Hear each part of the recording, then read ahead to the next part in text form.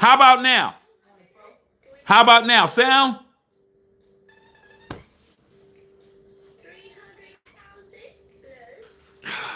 Can't make it up, man. You can hear me or not? Yes, we can hear you. Okay. Man, I don't understand what's going on. What's going on, bro? Y'all didn't hear nothing I said. Y'all didn't hear a damn word. All right, damn, start again. What's good, man? Live from Los Angeles, it's your boy Matthew Shack, man. Chill it. Okay. Welcome to Matthew Shack Unfiltered. Shit. I do the whole monologue again. Y'all let me talk for 5 minutes and y'all couldn't hear a nigga? Y'all crazy shit, bruh. Anyway, man, let me just get to the good part, bruh. I just got back. I've been Christmas shopping, man, since 9 a.m. this morning. Went Christmas shopping last night till they kicked us out the mall. Okay. We were in the mall so long, they cut the inside of the mall. They made us walk around to cut back into the mall to leave. That's how bad it was. They're like, oh, this part of the mall is closed. Y'all got to walk around. I'm like, oh, shit. We got to walk outside to walk back inside. Yeah. So we did that. Christmas shopping today. I just got home. I got the game on. I got 4 games going on. Bill's going to be happy because I got hockey on. I got the Anaheim Ducks and the Rangers on. I got NBA basketball on. I got the Boston Celtics and Denver, not Denver Nuggets. They Detroit Pistons. I got both feeds of the NFL Monday Night Football game against the Pittsburgh Steelers and the Dolphins. Okay? Salute, Sarah. Good luck, but you know that's only for you. Okay? I definitely don't want y'all to win, but I want you to win. All right? With that being said, I didn't get a chance to talk about none of the stuff that happened last night. I didn't get a chance to talk about Patrick Mahomes' injury. I didn't get a chance to talk about Michael Parsons' injury. I didn't get a chance to talk about the Dallas Cowboys being out. I didn't get a chance to laugh at the Chiefs no more. I didn't get a chance to do any of that. So this might be a boo-boo game. It might be. So if you guys have any questions or anything you might want to ask me, feel free to ask me, man. Okay? Feel free to ask me. Now's the time to do all that shit. All right, here we go. Turn the sound up. But yeah, I'm watching 4 things at once. So you guys got anything y'all want to ask me, ask me. All right. But yeah. Bam. All right, kickoff, Sarah. We in business. It looks cold as shit back there in Pittsburgh. Even talk about TJ Watt, him being out. Y'all can still hear me, right? Y'all can still hear me? Okay. I mean, I don't understand what's going on, bro. I mean, I'm just here so I don't get fined, bro. But y'all let me talk for 5 minutes. And y'all didn't even tell me I wasn't talking. Okay. All right, man. Winter Thomas with a very good question. Okay. Because like I said, I didn't bring any of this up. If it wasn't for Christmas, I would have been definitely in here last night with Did Your Team Win cackling. But hey, man, I had to go Christmas shopping. Christmas is more important than that. All right, let's see what we got. Tua. See, running the pocket, man. Like I said, man, when you got a quarterback who throws a lot of interceptions, man, you got to roll him out of the pocket like they just did with Tua. They just had Tua roll out to his left to throw a pass to a, basically just a little, slide route coming across the slide, boom, come across the formation, man, get 12, 13, 14, 15 yards very easily. You said, why do you think the sudden onset of injuries, wear and tear after the season?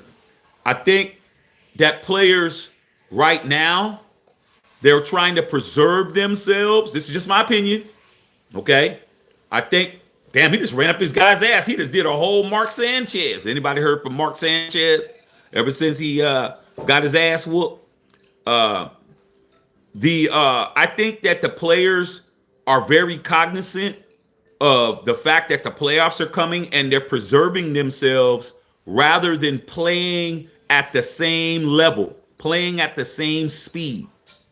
Okay, meaning that they've been kind of toning it down a little bit, and they're getting hurt.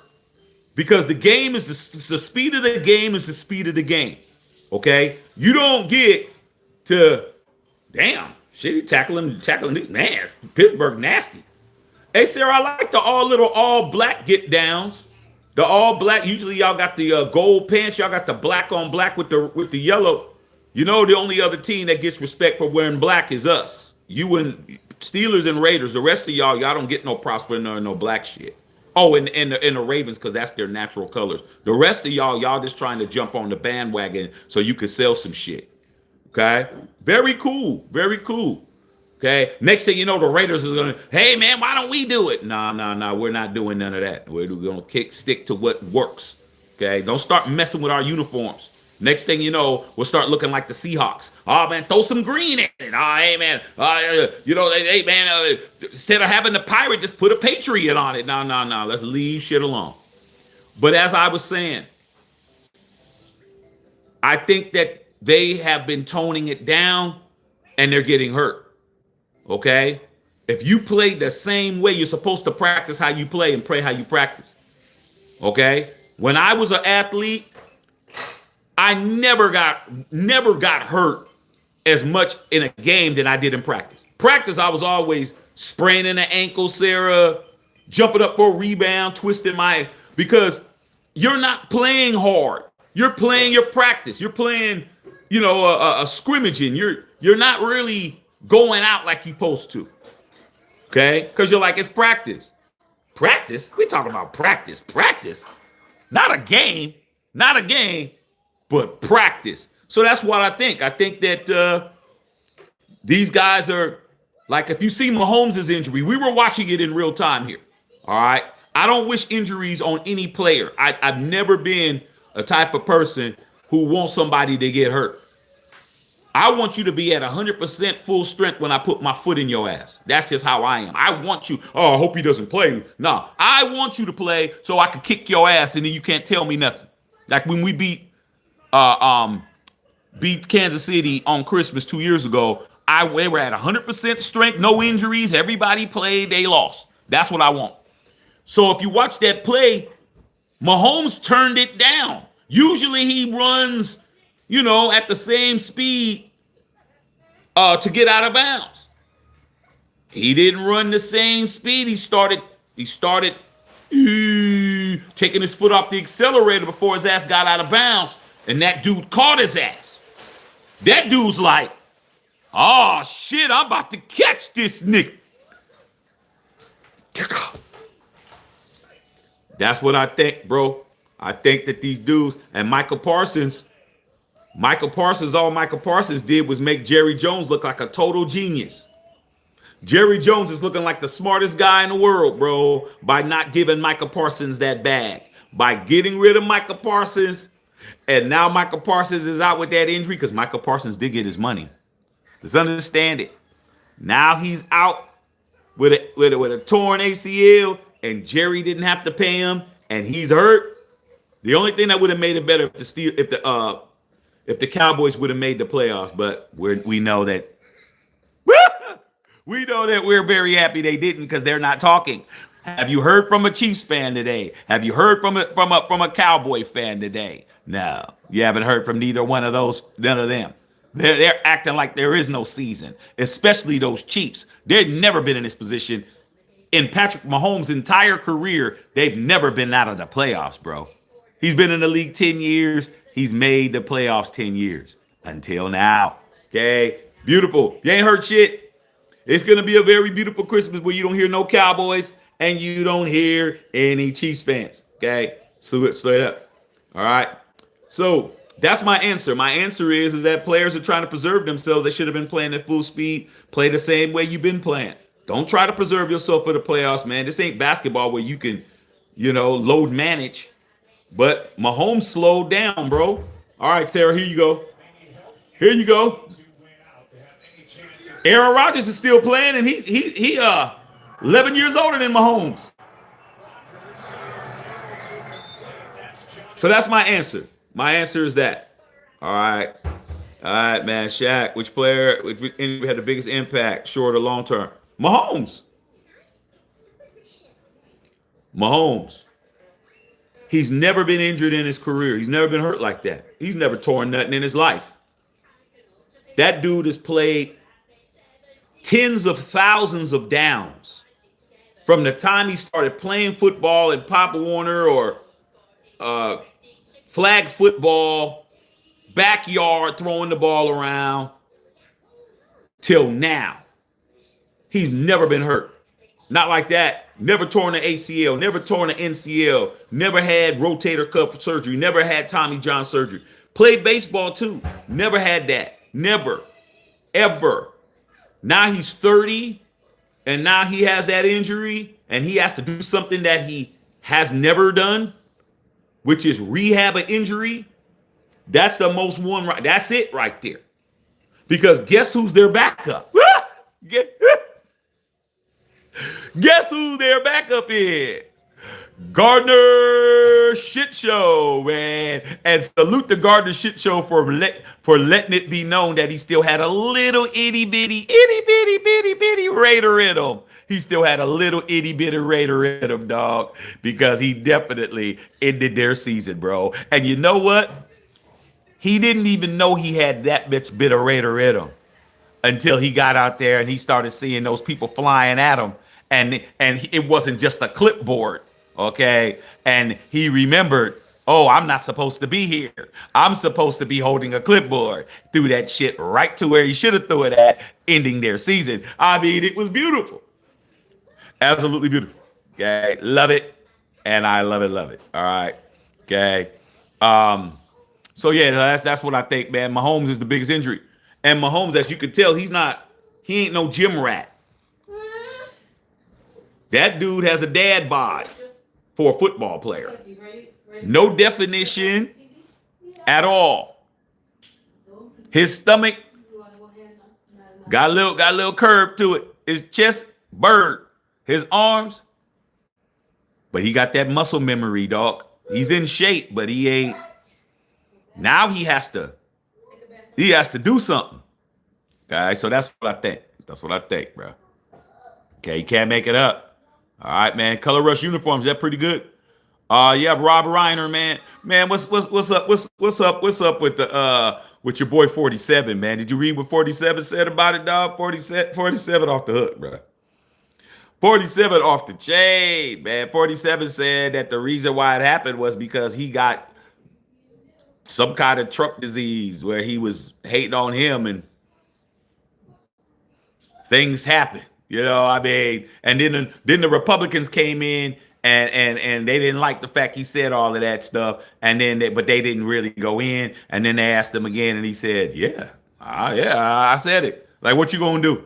You ain't gonna do nothing. You know what I mean? Why complain about something when you're not gonna do anything? Sound like these guys, these Republicans are now sounding like Raider fans because it's like you complain, but you're not gonna do shit. He's not going to do a damn thing. You see, the president, he's still going to do whatever he wants, man. Okay?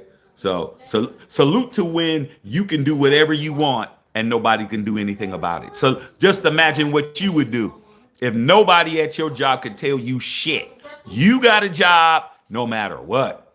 I don't have to come in. I'm taking a 5-hour lunch. I'm sitting here on OnlyFans.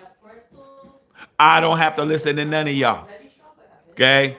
That's what it is. That's how you need to be in this country. You need to be without reproach. Don't say shit to me. I said it. What are you going to do? Nothing. Stop talking. Is it? That's it, man. Man lost his life. Wife lost his life. Here. Hey. Shouldn't have been talking about me 2 years ago. Hey. No. It's because you were talking about me, dog. You was hollering at me. You was saying some shit you shouldn't have said. Ain't no typo, bro. That's from Social Truth. That's his own Twitter. He's got his own Twitter. It's called Social Truth. That's him. And then he got on camera and said, yeah, I said it. What you gonna do? You gonna do something? No. Stop talking to me, Ben, bruh. Stop it. Like I said, man, this is what everybody wanted. Everybody wanted a gangster. Everybody wanted a Putin. You got him. You know, it ain't bothering me. I'm good. Okay, so that's what I got to say about all of that, man. All right. Okay, man, but condolences. All right, man. Did I hear about the dry needle? I never heard about it. I know that TJ Watt did the dry needling, man, but you got to know what the hell you doing, dog, because like I said, you can let these people try to make you play all you want to. The human body was not made by nobody that was in the NFL. That's why he had all this CTE and all this shit. The NFL did not make the human anatomy. So you keep playing around thinking you can do all these crazy things so you could play, and your lungs gonna say, "Nah, dog, I've had enough."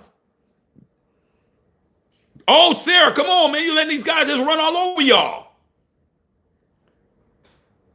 Damn. Said facts. Yeah. Defense needs to step up. Rob Ryan, a great director. Yeah, man. I remember him with Meathead, man, on our All in the Family. Meathead was down. When he was on there, he was down. Okay, he was definitely down with the brothers. He was down with all that shit. He was a feminist. He was an Archie Bunker, man. Mike. We played Mike. He was a feminist. He was a Black Panther. This dude was everything. Anything that was progressive, he was everything. And Archie didn't give a shit about nobody. Archie was a racist, sexist, a classist. He didn't care about shit. He didn't know nobody. If it wasn't Edith and his daughter, F all y'all, bruh. Okay, funny as hell. All right, straight up. All right. So yeah. Okay. Who the hell's blocking right now? I don't know, Sarah. I mean, what y'all doing? Y'all letting Tua turn the ball over, get loose. This game's boo-boo. Yeah, it's boo-boo, man. But hey, y'all get a chance to talk to me about what y'all want to talk to me about. Look at it that way. Look at it as an opportunity, man. Okay? Because right now, y'all don't even understand what my wife is doing right now, bro. Oh, is that touchdown? Tua turned the ball over right on time. Tua turned the ball over right on time. Tua turned the ball over right on time. That's why he leads the entire NFL in picks. Geno's not playing for you anymore, bro. You could forget it. Geno's done. Geno will never take another snap this season, bro. Okay? Straight up, man. So, yeah, this is your opportunity to talk it to me, man, and get it in. Because, like I said, right now, I'm waiting for the wife because we went to the grocery store. She's making her world-famous turkey tacos up in this piece. World-famous turkey tacos. So, guess what? Hey, I'll be out of here by halftime if it ain't cracking. I ain't tripping. I'm going to eat well tonight. Ain't that right, babe? That's right. My wife making them turkey tacos. You don't even understand, dog. And we requested that. We was like, what we doing out there driving home? Son, like, hey, what we going to do? Wife's like, I don't know. I said, how about some world famous turkey tacos? Or some of your world famous spaghetti, which is just as good. Okay. My son said, world famous turkey tacos. I was like, oh, it's done. It's over, dog. It's over. So whatever. Boo-boo game. Don't bother me. Okay, I'll be on this couch chilling.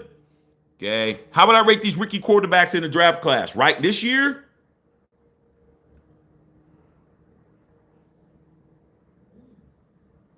not high, not better than last year. Everybody's all, they're all hot and heavy for Mendoza, man. But where would he be ranked if he was last year? That's how you know, bro. Like, they're all right. But last year, bro, you had everything popping. Look at the dudes that are starting in the league that are balling. All the guys from last season who was drafted last year are balling now. Caleb's balling. Drake May's balling. Okay? Jaden Daniels has been shut down for the rest of the year as of today. But he was playing well. And spots. He did have a little bit of a rough patch, but they had a bit of a rough patch. And you got swept the second year in a row by Bo Nix. Bo Nix has never lost to you Raiders at all. He doesn't even know how it feels to lose to the Raiders. He was a rookie last year. Cooked you. Where would Mendoza be out of all those dudes? You line those 4 dudes up, you put Mendoza in there, where is he at? He's 5th. He ain't first, homie. Cam Ward, another one, he's 6th. Let me fix it. Cameron's balling. Okay. All them dudes from last year, all those rookies are all balling. They're now sophomores in college now, or in the pros, I should say. Mendoza wouldn't even be a top 5. He ain't better than none of them dudes. He ain't better. Mendoza's not better than nobody that I name. He ain't better than Caleb. He ain't better than Drake. He ain't better than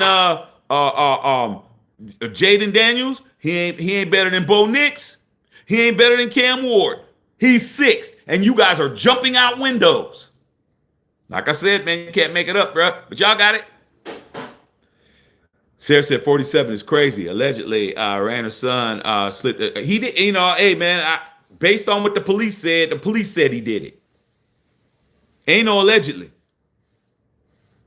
The police said he did it. All right, that's what the police said. The police said his son did it. From what I read here, it's here in LA. It's like the Sharon Tate murders. Sharon Tate, back in '69, man, back in the days. With the Manson family and all of that.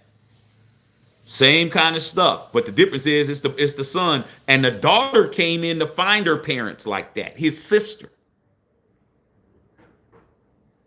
Like, they said it's him.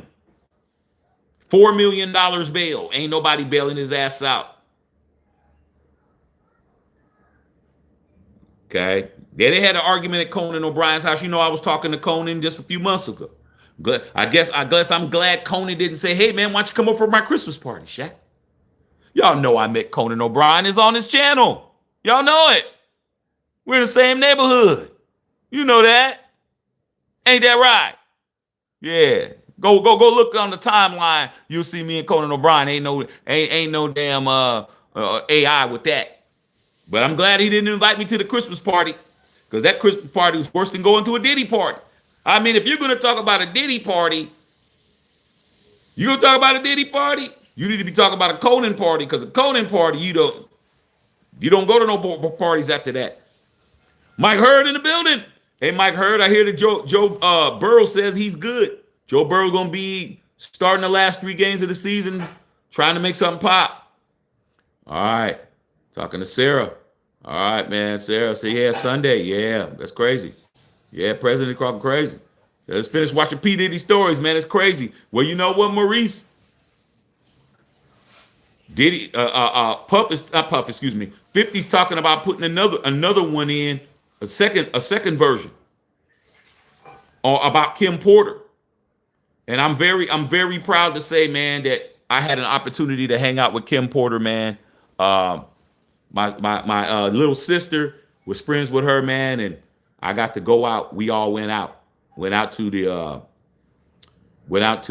W Hotel in Westwood, and she was very nice. Kim was a very nice lady, man. Very cool, very nice to me.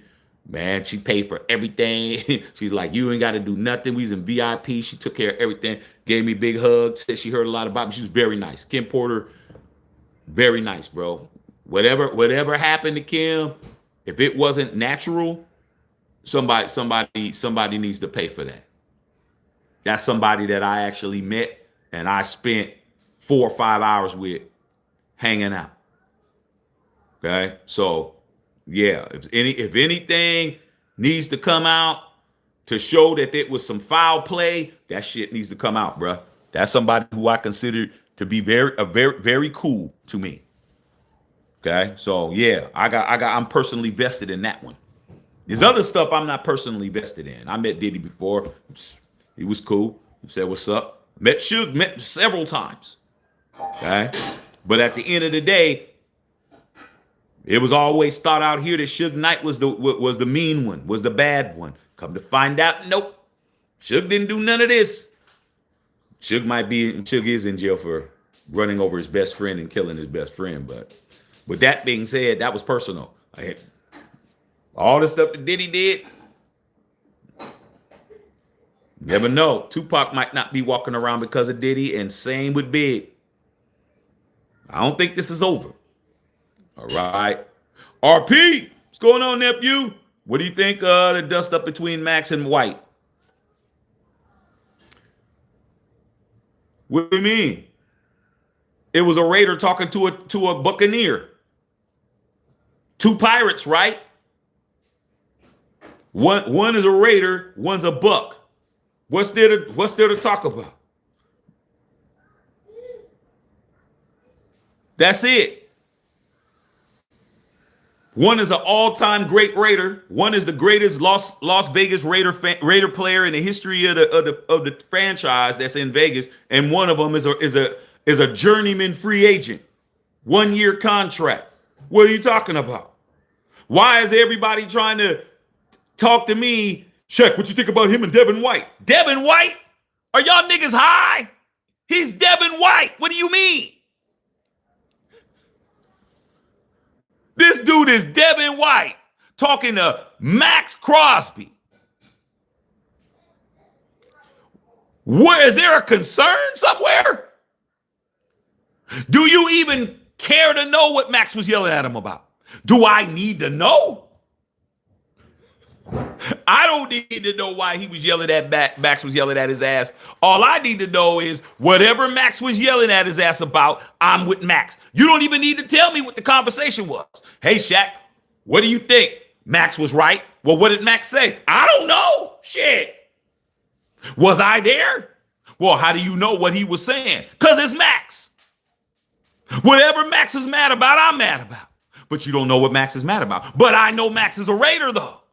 And I know I'm one.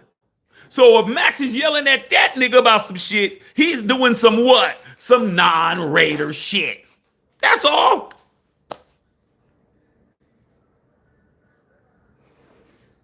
Max didn't recruit his ass in the first place. If you're going to come over here and come to my team, play football.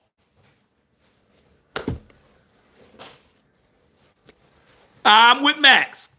He should cuss all them fools out. Everybody. Everybody on that defense should get cussed the fuck out. That's what I think. I don't need to know what Max was going on. Oh, well, what was the conversation? What did it entail? Well, was it personal? Was it business? Was it based on a scheme? Was it based on a missed tackle? Man, I don't give a shit. Max said whatever the fuck he said to you. It's my defense. My team. I wear number 98 and you wear number 45. I'm Michael Jackson, you're Tito. What the fuck? That's what I think. Who cares? Devin White ain't gonna be here next year, no way. Get your ass up out of here. You might as well leave early. That's probably what he was saying. He probably was saying, just leave early if you're gonna play like that, bruh. You ain't gonna even do what the hell you supposed to do. Just leave early. Go with Gino. All y'all niggas go to the club and hang out anyway. Some people are here to be Raiders, and some people are here to get caked out. That's what. So yeah, man, I don't got nothing to think about. I don't care. Hope Max cussed his ass out. Hope Max called him everything he could call him. That's just me. Okay. All right. Sarah said a collapsed lung. Yeah, I know, Sarah. I know you had it before. Okay. I'm surprised you can't hear my screaming at the TV. Stam, Sarah, y'all let me talk for 5 minutes and the shit was muted. All right, man. You think Gino's one and done? Yeah. Barring something crazy. Let's not act like it's 100%. It's probably about a good 80% he gone. But that 20% should be a concern.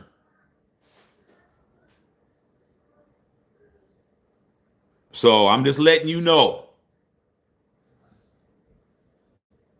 I think it's 80-20, but that 20% is still there. I don't think it's 100%. Alfredo, what's going on? What's going on, Alfredo, man? Chicken Alfredo in the building.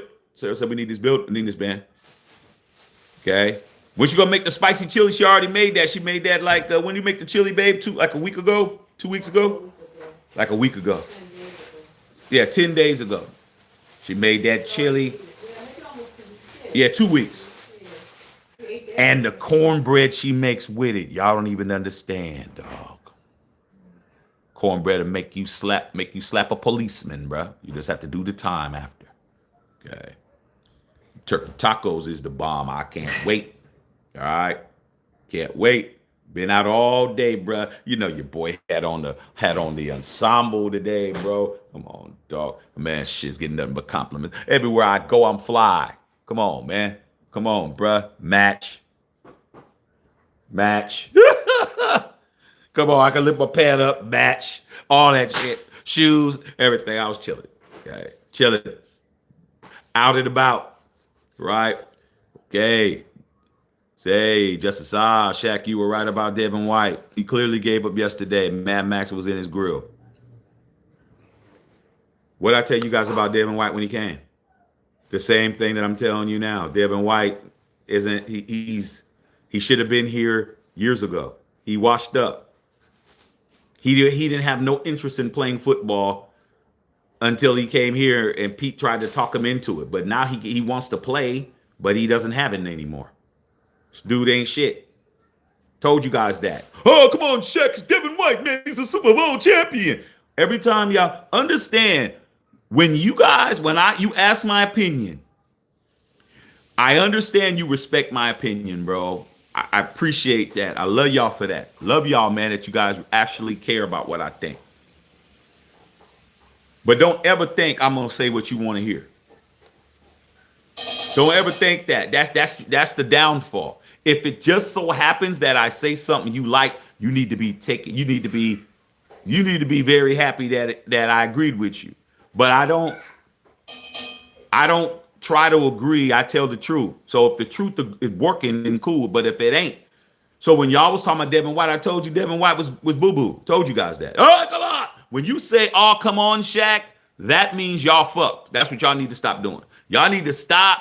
When you hear yourself saying, oh, come on, Shaq, you need to understand. Wait a minute. Man, why am I saying that? Every time I say that, months down the line, he's right. So maybe y'all should stop with the come on, but he's a blah, blah, blah. I already know that he's a Super Bowl champion. Already knew Josh McDaniels was a 6-time Super Bowl champion. Already knew all of that. Already knew Gardner Minshew was the last quarterback to beat us in Oakland. Already knew Jimmy Garoppolo was a touchdown pass away to an open Emmanuel Sanders to beat the Chiefs in the Super Bowl. I know everything you know. But the difference is I don't let that skew the truth. The truth is still the truth. It is what it is. Okay? So I told you, Justin Saw. I told you about Eugene. Oh, come on, Shaq. I told you about Devin White. Oh, come on, Shaq. Now look at you. Okay? Try to tell you, man. Start listening to me, man. But can't make you listen. All right? This game is whack. It is whack. But we're answering questions at this point. Plus the turkey tacos ain't ready yet. Once them turkey tacos is ready, I don't care what goes on. I'll turn this off and say, see y'all tomorrow. Make me a tasty beverage with plenty of alcohol content. Eat and watch this and go to sleep. Okay. What's up, P? What's going on, P? Okay. Yeah, man. Hanging with Kim Porter. It was very cool, bruh. It's very cool.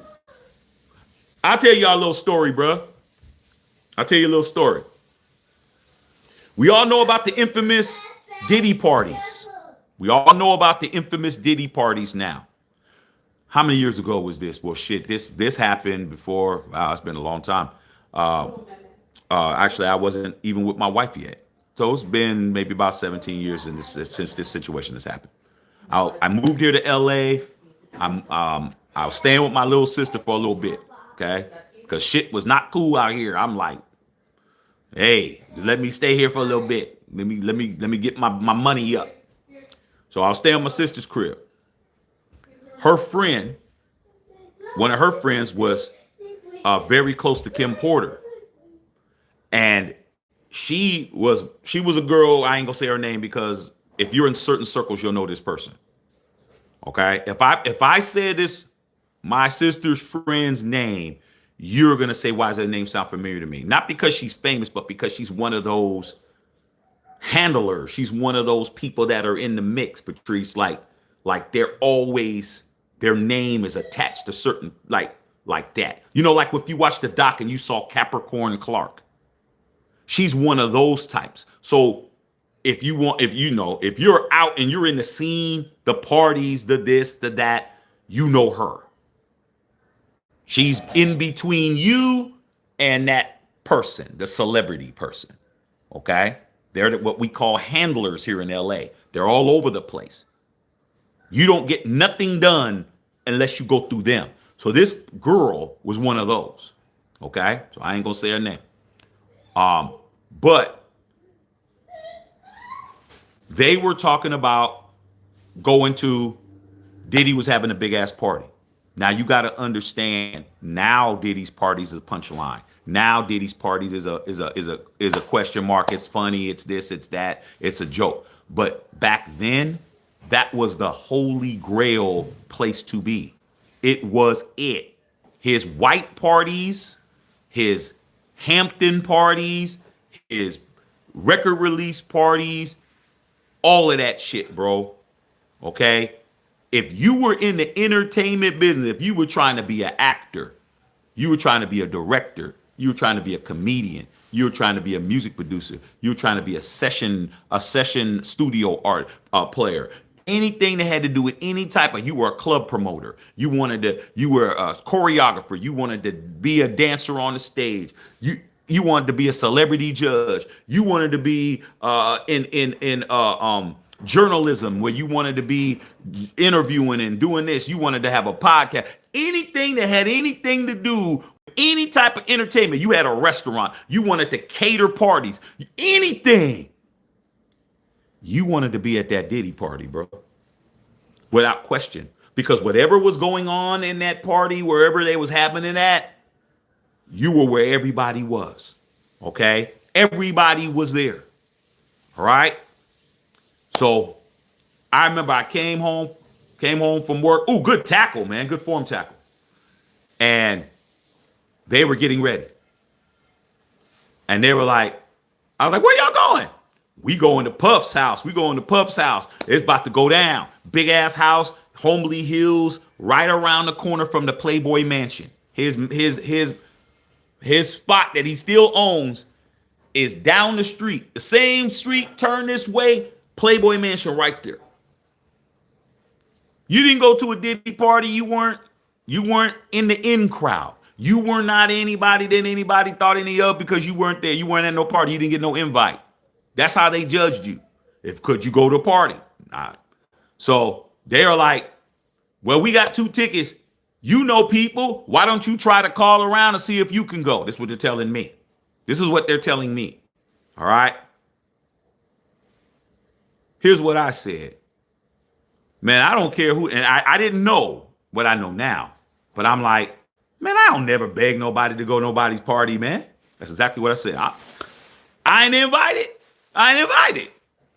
Now I know why I'm not invited. Because they knew Shaq wasn't going to do shit. So I knew people was at the party. I knew people that were going. I did not pick up the phone and say, yo, man, hey, man, could I be a +1? Hey, if I didn't have an invite that was mine, I wasn't going. I'm like, well, shit, I ain't going up. I ain't tripping. I got the crib to myself tonight, whatever. Okay? So they went to Diddy's party. I can say this now because now it's, they went to Diddy's party, man. I'll save some stuff. I may tell the story again, but I ain't gonna tell all the nuances. But let me just skip over. Nothing crazy, but still, there's some stuff I could say, but I'll just wait. Man, I need to get paid for everything. Okay, I'm not getting paid for this story, so I'm gonna give you the bare bones of it. Okay, you get the burger but no bun. That's it. Okay. But anyway, so of course everybody I knew went to the party. Yo, Shaq, man, you missed it, bro. Whoop, that, blah, such and such was there. Whoop, whoop, was there. Da da da. Did a flip off the top building. Jumped in the pool. Whoop, whoop, whoop. Blah blah blah, man. TMZ. Da da da. Oh, nigga. Oh, man, shit, man. You need to know better people. Not being able to go to a Diddy party was like being a pariah. It was like being somebody who had pimples all over your face, man. It's like you ain't who you supposed to be. Yeah, that spice, babe. I could taste it, and it come from here. Oh, I'm not even. Yeah, I'm but not even there yet. yeah, but I'm definitely feeling it. Okay. Okay, you want some water? Yeah, please. So anyway, I was getting, yo, dog, you missed it, man. You need to know better people, man. Your people ain't hooking you up, dog. You should. Oh, go ahead, Sarah. Go ahead, Sarah. Go ahead, Sarah. And the flag is coming back. So anyway, maybe about a couple weeks after that, came home again, and they were getting dressed. And I was like, hey, where y'all going now? They're like, you need to get dressed. What do you mean? It's during the week. They're like, I said, a Diddy party? They're like, nah. We about to go hang out with Kim. We told her all about you. She want to meet you. Say less. Where are we going? Going to the W. I was like, shit, let me throw some shit on there. We're going to go hang out. Very cool. Very cool. Okay. I'm very happy I had a chance to meet that lady. She was very classy. Very, everything that everybody said about her in the documentary is on point. Very gorgeous, very beautiful, very accommodating, very nice to me. Took care of everything, laughs, engaging, actually ask about what you're doing and, what your aspirations are and where you're from and da. We were talking and all that kind of stuff. Very cool. Very cool. All right. Only time I met her. It's the only time I ever met her. But if anything ever happened to her that shouldn't have happened, somebody need to pay for that. I don't know. I wasn't there. But all I know is when I heard that she was no longer with us, I was with my wife at that time, and I told my wife that I was very upset about it because she was a very nice person. It's just like somebody who everybody says is a nice person and something bad happens to them. Okay. And I'm going through that now with one of my closest friends who was just amazing, who passed away last Monday. Actually, back a week ago today. It's been a week. And I have a problem with that. I have a problem with, I better not say that. She over there. I have a problem with good people being here and other people just being vampires and not ever leaving. They 600 years old. These cats are 600, 700, 800 years old, still walking around. Like, I don't get it. But, okay. All right. Okay. So, yeah, man, Kim Porter was, you ain't never gonna hear nothing bad about Kim, bro. I don't care if somebody's saying something bad about her, it's because they want to say something. But she was very, very nice, bro. She had no reason to be as nice as she was to me as she was. And when I say that, it was not on a get at or holler. It was just on some, level friendship stuff, laughing, blah, blah, blah, gave me hugs, da, da, da. Let's do this again. You're very cool, da, da, da, da, da. It was very nice. Very nice. Very nice. And that tab was high as hell. Oh, that tab was high as hell. She's like, get whatever y'all want. I got it. You know how you looking at some shit, you're like, oh, damn. She took care of everything, bro. Everything. She's like, it don't even matter, man. Order whatever. Well, I didn't act a fool, but I definitely ordered something I wouldn't have ordered myself at that time because I didn't have no paper like that. But, it was great. Okay. Yeah, Jack Jones making the tackle. Good for Jack Jones, man. All right, man. How's mom doing, P? Yeah, got cases still pending, more than 77 cases. Yeah, man. I mean, I think the number's higher than 77, to be honest. But did y'all hear about Cassie? Cassie has a case. She was getting ready to default on it too. The homie that was on there that was saying that he's having all those soirees with her, he's suing her. He's suing her, dog. And she barely got a lawyer because she wasn't answering. She was avoiding the process serving. And guess what he said? He's saying he's suing her for two things. Number one, aborting his baby. And number two, giving him a STD. Yahoo! I mean, Cassie ain't no angel now. Did she deserve to get hands put on her? Hands and feet? No. But let's not act like she didn't have something to do with it. Okay. All right, man. Yeah, pretty good. Yeah, man, I hear you. Yeah. Eating a sweet potato pie right now, man. We love moms.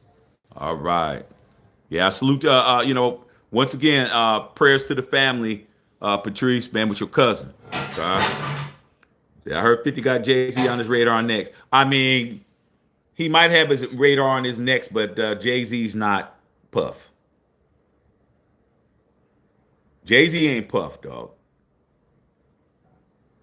Puff is a kid who made himself into to be a street guy.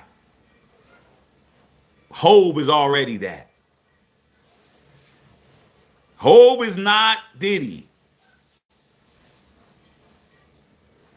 And I'm telling you this now. 50 better make sure his stuff is super duper clean fooling with Hove.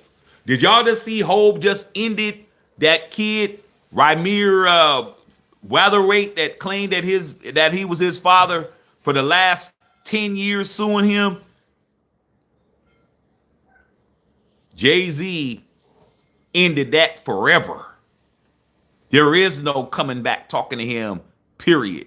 Play with Hove if you want to. I think y'all really giving 50 a lot of latitude. 50's a bad boy, but Jay's a different level, bruh.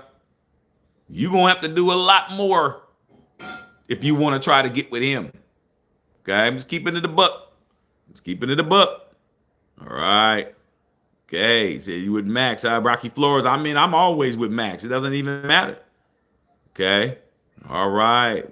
Max, and then asked, man, Devin White slipping on plays. Short timer. I mean, do we even care what Devin White's doing at this point, bro? I don't care.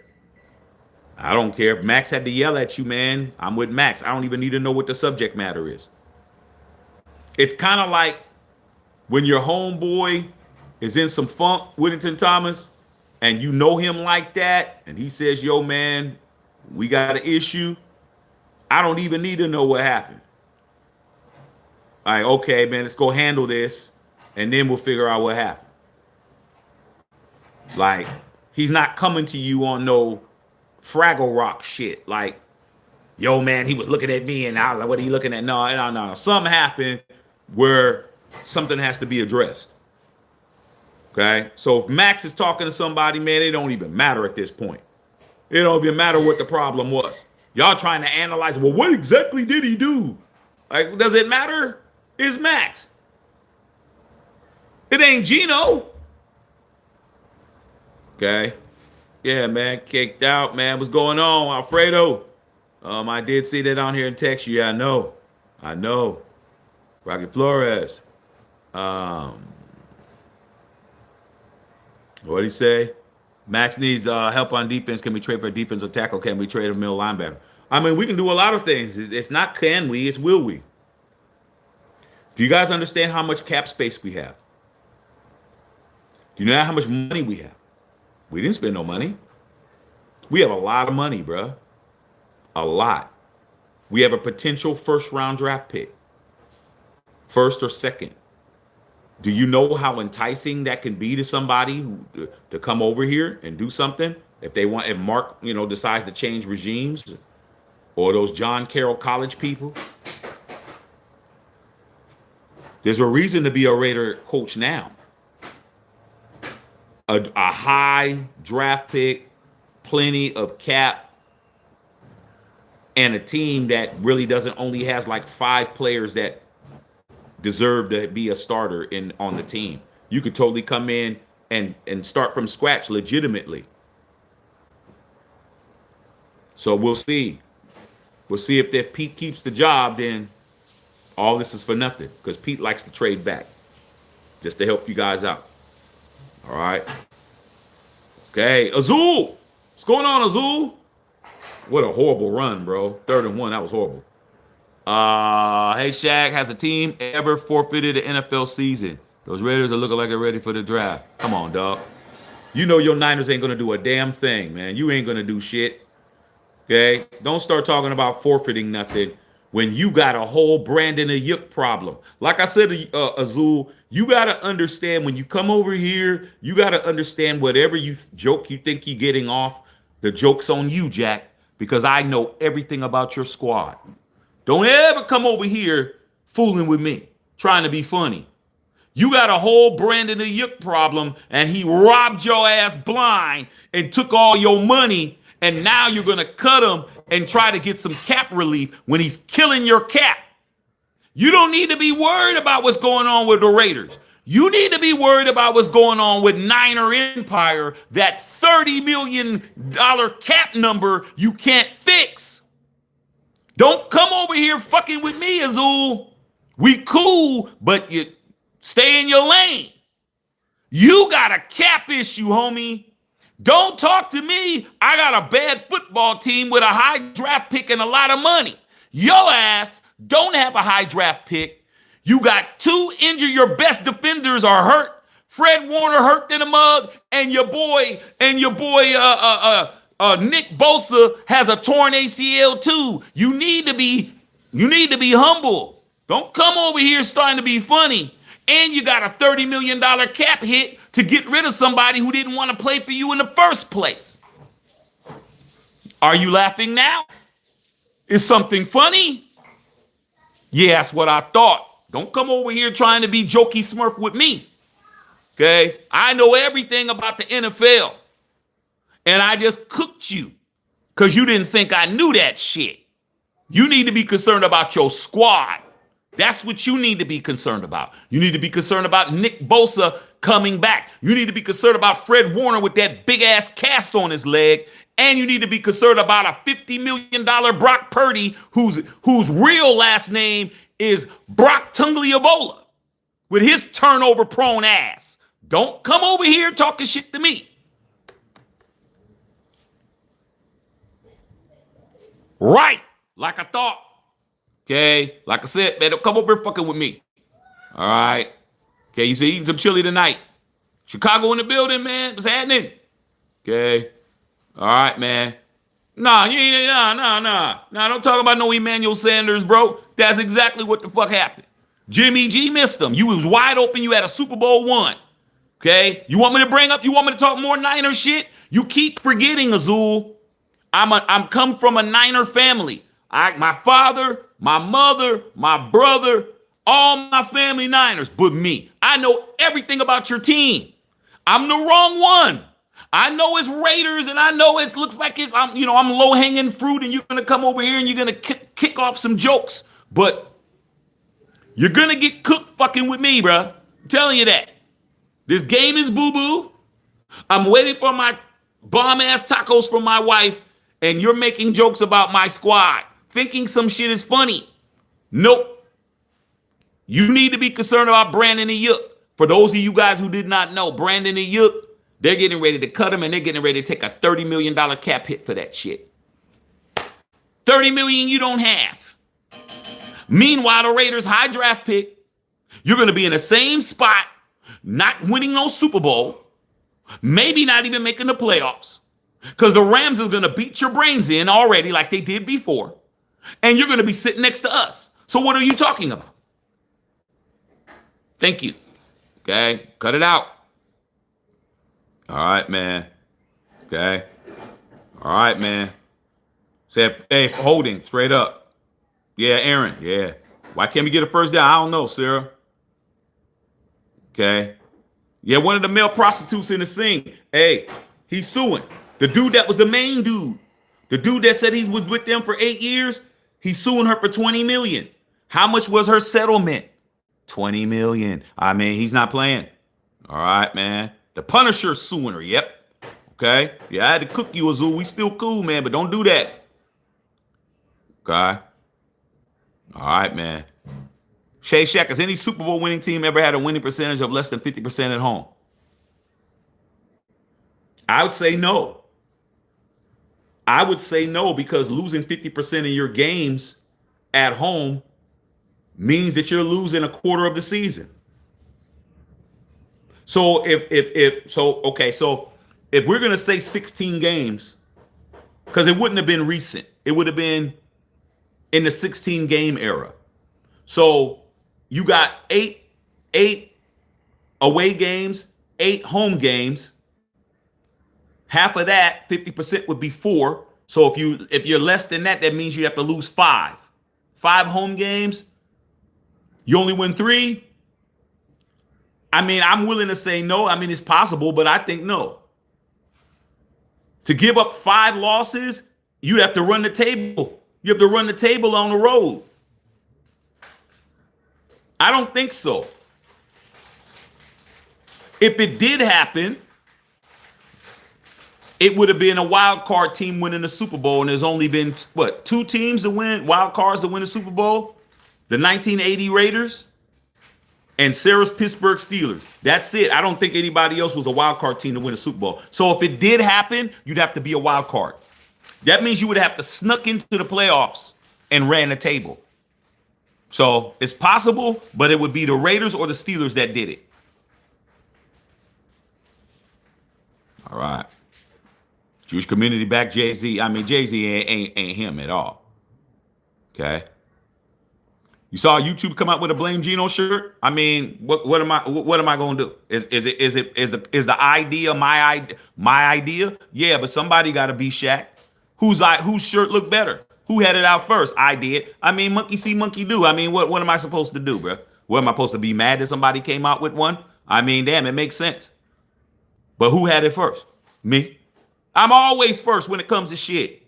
Who was smoking cigars on here first? And the next thing you know, you guys are telling me, hey, man, they're trying to be like you. They're over there smoking cigars, Shaq, on their lot. I mean, come on, dog.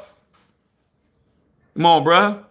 The best compliment is somebody trying to be like you, bruh. Simple as that. Know what I'm saying?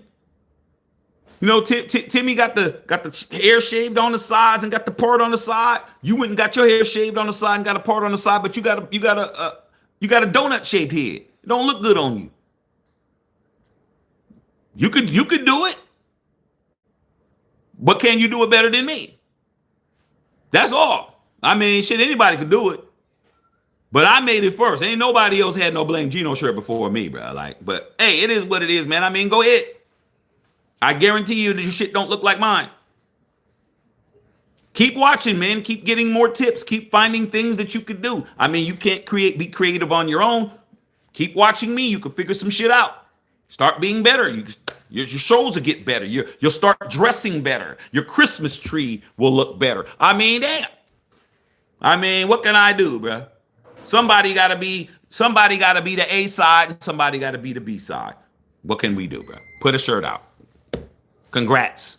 Look at the rest of the shirts that's on MatthewShackUnfiltered.com and tell me if those shirts are better than yours. That's a non-sanctioned shirt. I did it as a joke. Now these guys want to get out there and try to make themselves serious. Cool. I'm not mad at it. But don't try to compare your shit to my shit. Like, you're going to be disappointed doing that. What's going on, King Ed? Salute to you, Dodger Faithful, Showtime Lakers, Raider Nation. Glad you already know what it is, man. What's going on? Gilbert? What's going on, Gilbert? What's happening? Okay, what's going on? All right, man. Yusuf, what's happening? Rob Reiner, yeah, man. That was sad. Bill Holloway, what's going on, Big Beezy? Turn this around for your one. Spend money on great players and has-beens. Well, you got to understand, man, when you're the Raiders, man, and you don't know how to draft well, you got to have people who want to come over and play for you. Or you got to trade for people who may not want to play for you. Gino was like, well, what else do I have? He never came over here with a sincere, I'm here to play. He came over here like part-time job until I find a job I want. But what he's going to find out is that in the NFL, watching you, Sarah, look like y'all trying to move the ball, that he's going to find out, man, that nobody wants his services, bro. Nobody's gonna make him start, man, unless he got some Epstein files on the team or some shit, because he's absolutely has torpedoed his career. All right. Does Keith Perry deserve a second season? Sure.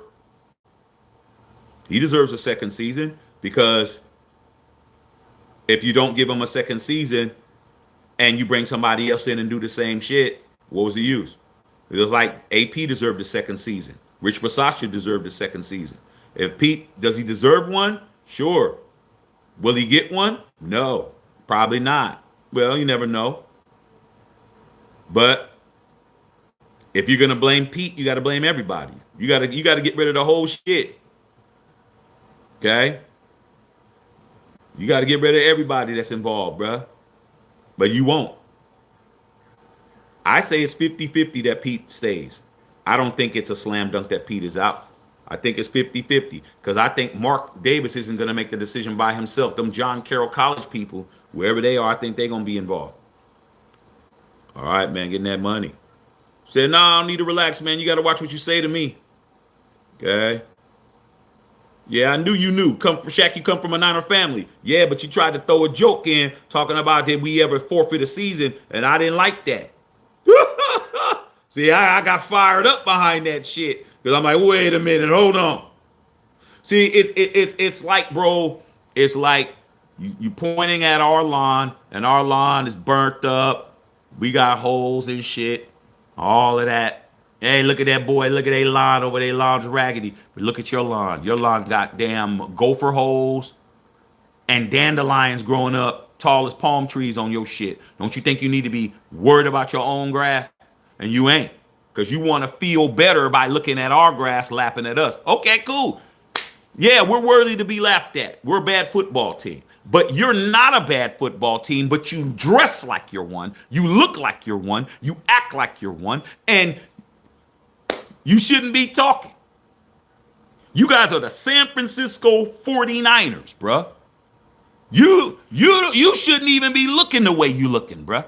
Raiders have been a dumpster fire for years. We're right on par. We're right on schedule. We're right on brand. Every year we suck. We're consistent. We're consistently the same. Nobody's shocked. But y'all, weren't y'all in the Super Bowl 2 years ago? What the hell happened? Didn't Brock Purdy start the Super Bowl as a rookie? What the hell happened? See, that's the point. And I'm quick to point it out. Yeah, we're the Raiders. You're the Niners. What are you doing looking at us? Look at your shit. That's the point. Okay? Don't do that, bruh. Okay? Hey, Justice Side, man, don't play with me. He thought that was going to be a cool joke. Don't joke, man. I'm in a bad mood. I lost 31-0 yesterday.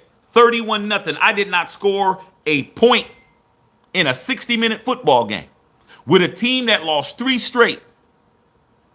With a team that got their doors blown off when they played the damn Broncos, a division foe. I would have swore I thought I was going to score a point. So I'm not in a good mood. Not the time to joke with me, bruh. Okay. All right, man. Yeah, you got to read. All right, man. BA's a bum. I never would have paid him a Debo or Brock. You say BA, Debo or Brock. Oh, okay. I see what you're saying. Brandon Ayuk. Hey, man, Brandon Ayuk was playing you guys the whole time, Azul.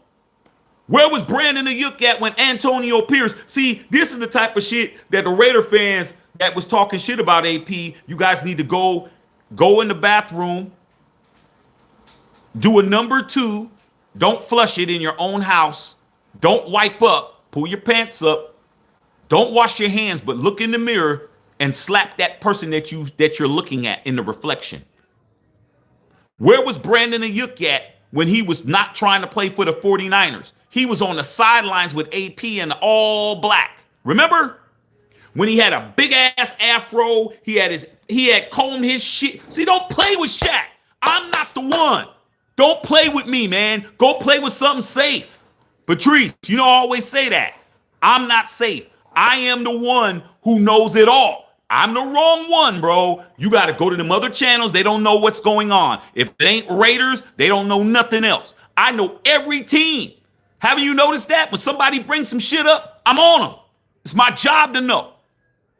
Brandon Ayuk on the sidelines with a damn fist afro pick, Sarah, in his hair. That nigga's afro was out walking around. He was around walking around like he was 1976 Michael Jackson. His shit was so far out. All black. Nigga had on a black turtleneck. Nigga had on black sunglasses. Nigga had his fro out. Nigga had the afro pick sticking out the back, Patrice.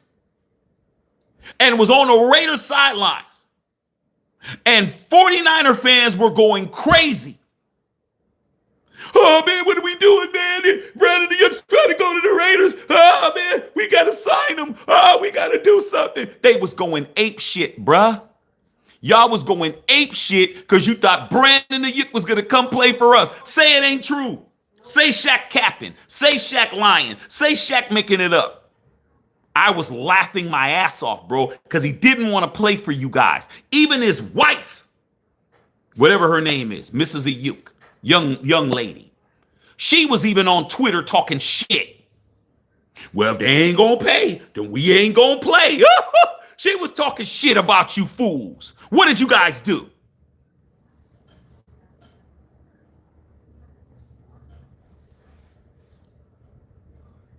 Hey, Brandon, what's going on, man? This is John Lynch. Yeah, why don't you come down here, man? We can work it out. Yeah, we don't want you playing for the Raiders, man. We don't want that to happen. Yeah, I know, man. I know yeah. We'll let your wife know, man. We're going to send like 3 Birkin bags over there. Oh, she wants one in Raider colors? Okay, well, we won't tell nobody, but we'll go ahead and give her a silver and black one if that's the case. Oh, I need to apologize. Oh, I am extremely sorry that we were playing with you. Oh, your wife said that. Oh, okay. Well, tell your wife that we're extremely sorry we were playing with her. We're not playing with you guys anymore. Please come get your money. Will you be down here? Close of business. Oh, you're not going to make it in time? Well, we'll just keep the doors open for you, Brandon. Just come down here. We'll settle up. Okay. Ciao. Bye-bye. Y'all got played like a damn piano. Not a piano, a piano. You got played by a piano, and now you're over here talking that he's a bum. No, he ain't. He got his money 2 weeks later. What happened? 2 weeks later, he was Patrick Mahomes. 2 weeks later, he was Micah Parsons. That's what happened. And I was what? Laughing my ass off. Brandon Ayuk got $20 million to play 2 games.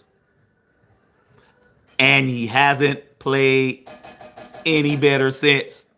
Now you're going to cut him, and now he's going to get his money, and it's going to be a $30 million cap hit. Good run. Oh, ooh, good hit. Damn, he hit the shit out of his ass. That's what happened. All right. Robert Saleh got those boys despite all the injuries. Robert Saleh is a good defensive coach. But Robert Saleh is not a head coach. Y'all made a mistake letting him go in the first place. Oh, face mask. Yeah, face mask. Half the distance, that's not going to really help. Yeah, the Ravens are a wild card. Diddy's a weirdo, but so is Cassie. Nobody want to talk about that. Did she deserve to get hands and foots put on her? No. Nobody deserves to get beat up. No matter what they do. You're consenting adults. But nobody deserves to get hit, get pummeled like that. Okay? But, hey man, just because I don't need to say the rest. Everybody needs to be, but like I said, it doesn't work that way in this country. A man is always going to be more culpable than a woman. You should know that. There is no fair and equal.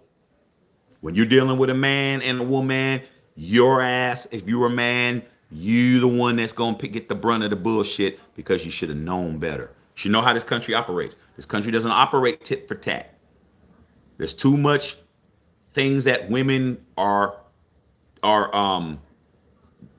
discriminated against. Too much things, too many things that men have discriminated women on. The pay grade. You got two people doing the same job. The man's getting paid more than a woman. They got the same title. Happens everywhere. Happens everywhere. Okay? Where a man will get paid just because he's a man and a woman won't. All kinds of shit. All kinds of discrimination against women. Whole bunch of sexism going on all over the place. Then if you're a double minority, where you're a woman, if you're a woman, you're already a minority, and then you're a woman of color, you're double dutched up. Then you can then your physical shit where a man can physically can out, stronger, bigger.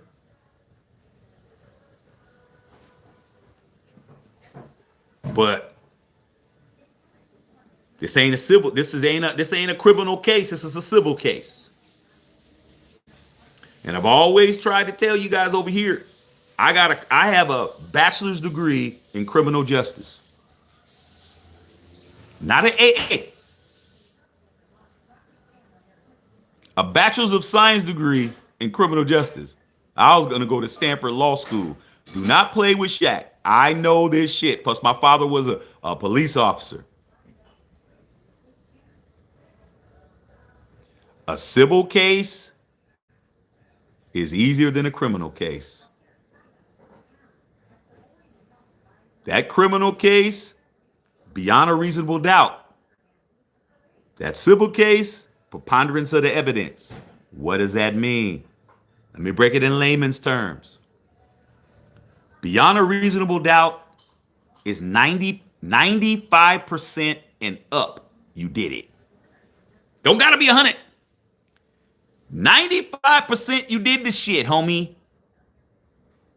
That's all we got to prove. 95 and up. Steph Curry at the line. The preponderance of the evidence is more likely than not. That means 51%. That's Shaquille O'Neal at the line. Not in clutch time because Shaq would make them, but I'm talking about just regular. That means, yeah, I think you probably did it. Because you're not going to jail. That's just your money. It's easier to win a civil case. So it's like, do we have the evidence that we know, 100%? Yeah, man, but if I was to bet on it, I'd say it was him. Oh, hell, cool. That's all you need. 51%. So, Cassie?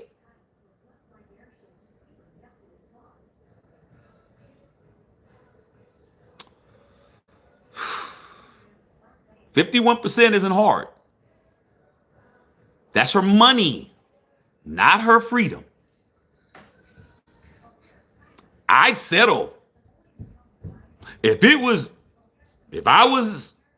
would never be, but let's just say in bizarro world where everything is backwards. Shaq wouldn't be here in this world, but in this world, Shaq would be. I'll be, hey man, we got to settle this cat. Throw this cat a couple of million and tell him to kick rocks. You need to settle with this nigga, man. He get a judgment. Just saying. Okay. All right, man. Said I'm original. Being original isn't always what it's cracked up to be, bruh. You got to really like being original. Because to be honest with you, the copycatters are the ones that win. The people who copy a good idea, they're the ones that can see the flaws in that idea, make it better, improve on it. Case in point,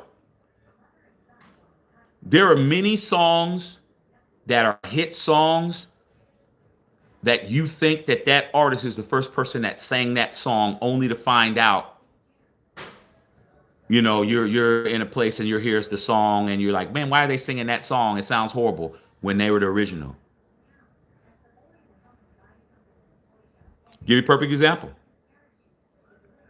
Every person on here has heard Elvis Presley, "You ain't nothing but a hound dog." Everybody's heard that. Everybody. Everybody. I don't care. I don't care if you like Elvis or not. You've heard Elvis Presley saying, "You ain't nothing but a hound dog," crying all the time. Everybody's heard that. Everybody. Everybody in the world has heard that. People really actually think that Elvis wrote it. They really think that that was the first time it ever came out. But no. There's a blues artist by the name of Big Mama Thornton who wrote that song, sang that song, released that song years before Elvis did. And Elvis heard that song, redid it, and that's why you know it. So, just trying to tell you. Just trying to let you know. Okay? Zeus said the George Kittle shirt is fire. It's selling. Tell them to make a George Kittle one. Tell them to make one of those. Like I said, tell them to make the Charles Woodson shirt. Tell them to make the damn unfiltered Raider jacket. Like I said, man, I'm not in competition with cats. Cats are in competition with me. I'm not in competition with anybody. I'm in competition with myself. But if cats want to do it, hey, everybody has a right to try to do what they do. So, if he made another shirt, what am I supposed to say? I guarantee you my shirt probably looks better, I would imagine. But, hey, salute to you, man. Make your money. Do what you do. Okay? All right, man. Yeah, we don't play out here. Okay? Yeah, man. Yeah, we need to get some heat back. Santa Claus Niners. Yeah, man. I was just making it clear. You can't joke on my squad and me not say something back. I know too much. That Brandon the Yuk shit. That Brandon the Yuk shit was something you didn't want to talk about. How do you let that man steal $30 million off your cap? Damn the money. It's the cap hit. That's bad. That's a lot of money that you can't use. A lot. Okay? All right, man. What's good? Hey, man. E-Trizzle. E-Trizzle on here? Where E-Trip at? I didn't see you, E-Trip. Okay, what's going on, E-Trizzle? All right, man. Hey, we're all welcome. Shaq is killing. Hey, man, like I said, dog. Hey, I'm chilling. This game is boo-boo. It's halftime. I'm usually logged off by now. Look at these fools over here dressed up like they dressed up. You must be able to get a lot of money to be doing all that. Why Ryan Clark got on Raider colors? Yeah, exactly. Old punk. Okay. All right, man. What's going on, Emmanuel? You know what it is. That patrol by the ear, man. Hey, man, I'm just saying, dog. Hey, dog. You know damn well John Lynch was on the phone to Brandon the Yuk. Brandon the Yuk played y'all, bro. Played y'all like a piano. He was with us. That's what sealed it. When he was on that sidelines, guess who else was on that sidelines that game? This is why these Raider fans, y'all talk about AP, y'all ought to be taken out in the back and drawn and quartered. Y'all should be burnt at the stake. Y'all should be tarred and feathered. On that sideline was not only Brandon the Yuk that game, we also had Jaden Daniels there too. All right, come on, bro. You had everything. You had everything you needed, bro. You had a wide receiver, and I guarantee you, Brandon the Yuk wouldn't have got hurt in the AFC West. Tell me where you heard AFC West wide receivers getting torn up like that. Look at what happened to Devontae Adams yesterday. He went from the AFC West to the NFC West, got his clock cleaned. Brandon the Yuk got his clock clean. Okay? They over the NFC, you getting hit. You getting hurt over there. Ask Michael Parsons, NFC. Ask all these dudes outside of Patrick Mahomes, all these dudes that got their ACLs torn off were in the NFC. NFC, they hit over there, bro. They ain't playing. AFC don't hit like NFC. It's a different hit. You getting your clock clean. Guy. You think the Steelers are winning tonight? Yeah. I think they're going to win. Do I want them to win? No. But Tua turn the ball over, bro. They ain't going to get nothing done. Okay. Love you, Shaq, but I come from Jim Rome School of Smack. Hey, man. I love Romy too, bro, but this ain't Jim Rome shit. This ain't Jim Rome shit. I remember when JT the Brick was on Jim Rome, was a caller in, and he was cooking Jim Rome. Woo! Salute to JT. JT used to cook Rome, cook his ass. That's why he got his own shit. And that's why Jim Rome banned him from the show, because JT the Brick was on there cooking him. I always loved to hear JT the Brick when I was listening back when I was in the Bay. What was it, like 25 years ago or something like that? And Brick would come on in, Brick would run Rome into the ground and shit. And then when he came out here and got his own gig, that's when Rome was like, oh, you used me to come up. But that's exactly what Brick did. Salute to Brick. I remember Brick coming to my club, man. Brick was hella cool. All right. Yeah, Sarah doing a lot of cussing. Yeah. And what's going on? All right, man. Yeah, it's stressful. I got you. The Roomba company in there, iRobot filed for bankruptcy today because of copycats. They filed, the Roomba company filed for bankruptcy. Shit, well, that's good for us. I mean, maybe we can get some money back on the one we got. Okay? File for bankruptcy don't mean it's going out of business. That just means they just restructuring their shit. Okay? Elvis ripped off a lot of blues artists. Well, okay, here we go. All right, here we go. Who's that? Edgar Terry? Bill Holloway? I love it. You know what my wife said, Bill, on the way home. I was reading and talking about some music stuff, and she was like, you need to start another channel so you could talk about that, because you love that just as much as you love everything else. So I was talking music, because I don't get a chance to talk, because y'all ain't all versed in music like I am. So there is something I'm going to do. Look at Drake May. Look at Drake May. Look at Drake May. Drake May. Look at Drake May. Hell wrong with you guys. A lot of other people stole too. That don't. Elvis get a lot of flack. I like Elvis. Elvis stole shit, but Elvis was also down. He gave a lot of black people a lot of shit. He definitely gave back. Okay, but he did, but he don't get no credit for it. A lot of y'all favorite artists stole a lot of shit.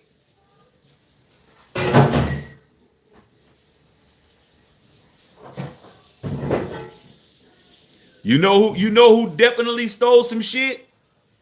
The Beatles. I love the Beatles. But come on, dog. Come Together.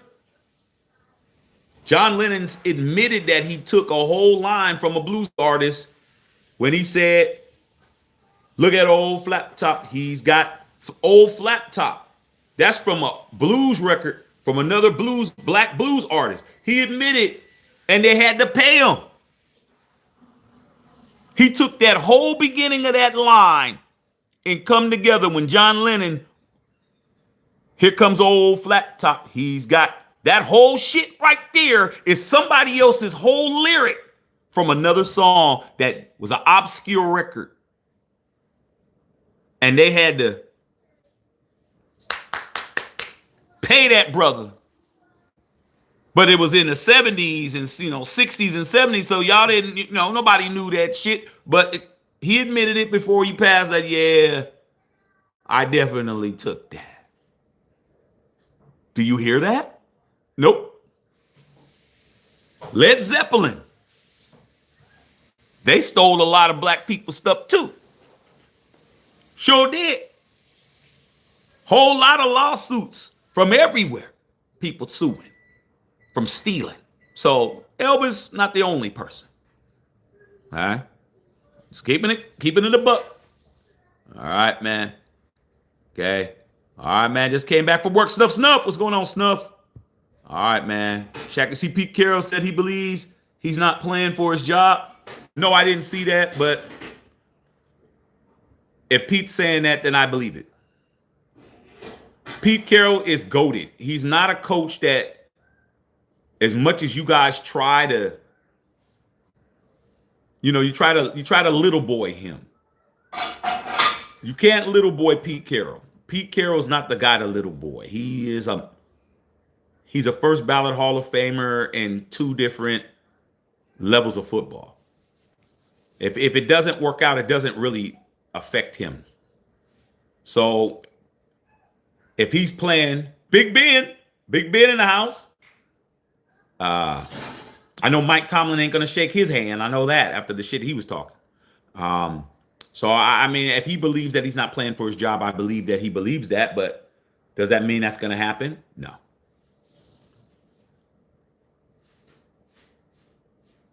Azul said that makes sense. JT the Brick is a major Raider fan. Yeah. But Brick made his bones on that show. Brick won the smack off. JT the Brick won the smack off on Jim Rome shit. Do you know how hard that is to do? Where you're doing the smack off and they had the whole smack off contest. JT the Brick won it. He won it. I know Brick too. Brick and my boy, my DJ Troy G, 49er fan, was cool with him. Brought him to the club. Me and him, I gave him drink tickets. We sat at my club and talked the whole time. He won the smack off, bro. And Brick and Jim Rome thought, oh, I'm gonna sign this guy. I'm gonna create a show around him. I'm gonna do this. He thought he was gonna get paid off of him. And Brick went and got the job with the Raiders, and he banned Brick. Brick didn't talk to Jim Rome for at least a decade or more, bro. He banned him, dog, because he couldn't eat off of him. Jim Rome was like, well, if you're not gonna come over here with me, I'm banning you. Brick like, I don't care, I'm going over here. Has Brick lose any money? But Brick won the smack off. Brick won his shit.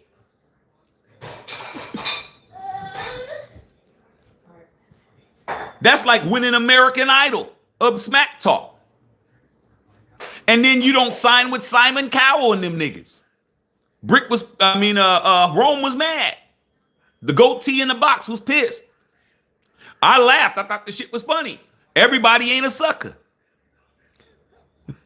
I'm going to come here, I'm going to win your contest, and I'm going to go off and get my own bag.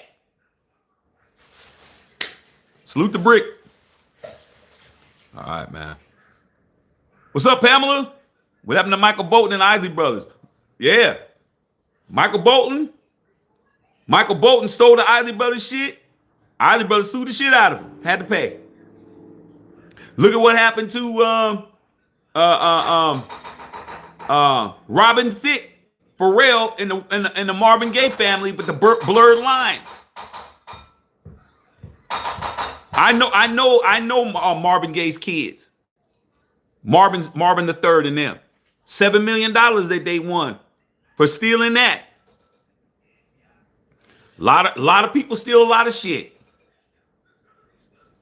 Anything with money is corrupt. Anything that has a lot of money is corrupt. Banking's corrupt. Insurance is corrupt. Law's corrupt. Entertainment is corrupt.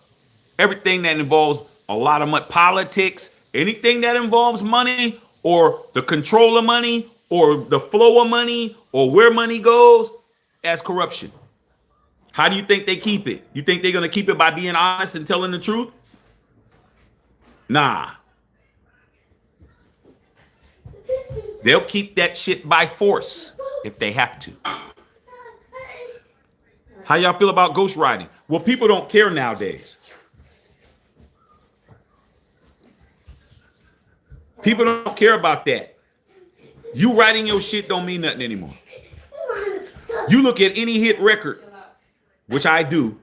Get ready for my album, man. My album coming out. I need for y'all to support that shit's gonna be. Y'all ain't even understanding. This is what this shit I do here don't even compare to that. As far as what I do. You gonna find out. If you haven't already found out, go look around the internet. Shackster, SHACKSTER. You'll see what I really do. This is just something I do as a hobby that turned into some shit. I'm telling you, bro, ghostwriting don't mean nothing to these artists. You look at a hit song, you have 20 writers on a song. You go look at unless you're Taylor Swift. Taylor writes all her own shit, but she still has other writers on her shit. But if you go look at a Rihanna hit record, you're gonna see 20 writers. Nobody cares about that anymore. The generation behind us don't care about originality. They don't care about, you don't get no credit for that with the younger generation. They don't care. We actually care that you wrote your lyrics and you actually really wrote it. They don't care. All they care about is it lit. Is the song lit? They don't care. They don't give a shit. When Meek Mill really thought that he had Drake, remember when Meek Mill and Drake were going at it? And he dropped the bomb that and released those reference tracks. Remember Quentin Miller? I'm talking hip hop now. I'm talking hip hop. My wife telling me I need to go do that shit, which I'm gonna do. Remember when Quentin Miller was Drake's ghostwriter, and we had all those hit songs that he had them all, that he wrote and had them all recorded. And Drake read them exactly the way that he wrote them, the same inflections, the same cadence, all of that shit. And Meek thought that he ethered him. Nope. He lost the battle doing that shit. Because the fans were fucking with Drake and it didn't matter. Drake's a better artist than Meek Mill. But what happened when Drake went against K-Dot? Go over to MatthewShackUnfiltered.com. Not Matthew Shack Unfiltered. Go right here on YouTube and put in Matthew Shack and put Kendrick Lamar in, and you'll hear my interview with K-Dot back in the days, because it's on his channel. And then look at the date on there, and you're going to see it's 8 years ago. So you know it ain't what? AI. What happened when he went against Dot? He was up against an artist that was also a battle rapper as well, who can write hits too, and he bit off more than he could chew because he really had to write his shit now. Now I don't get help. Now I gotta write my shit. Because if it would have came out at any time that Drake didn't write his shit, and Drake can write. Drake is a great artist. But you're up against a damn piranha. You're up against something that you ain't ready for, because K-Dot writes all his shit anyway. He don't get help. He might get some help from some producers, but his lyrics is his. Drake can write his ass off, can rap, will use somebody else's shit if it's hot. He will use it. Oh, you know what? That 16's hot because Drake is a hit maker. Drake just wants to make hits. He don't care about, hey, it has to be me. Dot cares about that shit. So what happened? Drake had to really pin all his shit. Did he write some hot shit? Yeah, he did. But Kendrick wrote do do do do do do do. Then that's it. So what do I feel about ghostwriting? It don't matter unless you gonna win. I mean, you got to be the best to do that. Even Eminem said when he first met Kendrick and they came in to do a song, Eminem will tell you. He said he was, oh, go ahead, boy. He said that he didn't believe that Kendrick could write that well without help, because everybody was saying, Dre was telling him, 50 was telling him, all these people were saying Kendrick Lamar, man, blah, blah, blah, he could write. So you know what he did? Kendrick came into the studio with all his peoples in Detroit. Eminem said, just you. Everybody else got to stay out. Came in there, said, here's the beat. I'll be back. Nobody was in there. He made sure nobody was in there. It's his studio. You're in Detroit. He kept his people outside and told him to put it together, because he said he was testing them. This is what he said. I was testing him to see if he was really about that life. Nobody else was in there but him. No engineer, nothing. When he came back, Dot had that heat. He had that fire. He's like, he's for real. He's like, Kendrick Lamar is really everything they say. And if Eminem says it, I'm good. I don't need to hear nobody else's opinion. But these kids don't care about none of that. Drake is still the #1 streaming rapper, even though he lost the battle. He's still the #1 streaming rapper. Nobody's songs are played. No rappers played more than Drake. Even though he lost, even though he got his doors blown off, even though Kendrick won a touchdown, Sarah, there you go. Don't matter. So how do I feel about ghostwriting? Doesn't matter anymore. Everybody does it. Pete also said the team didn't give up yet. Max had to check a fool. Hey, Patrice, sometimes you got to check somebody that's out of pocket. Pete, you know you've been at a job. You worked a job where there's no order. There's nobody making sure that people are doing what they're supposed to do. And then somebody gets out of pocket with you. What do? Hey, don't be doing that shit with me. Don't do that shit with me, man. I know y'all running around here with your asses out, but don't come over here, man, fooling with me, man. Take your ass that way. You've had to check a coworker before. Every one of y'all, unless you guys are busters, had to check a coworker before, because management wouldn't check them.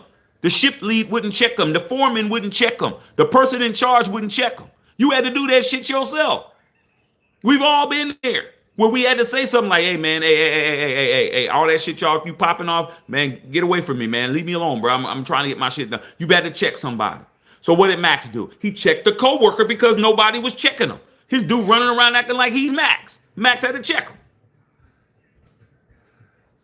Sound like he would say, hey, man, don't be talking to me about what the hell were you doing? Where were you at? This dude barking back. He's been doing it all season.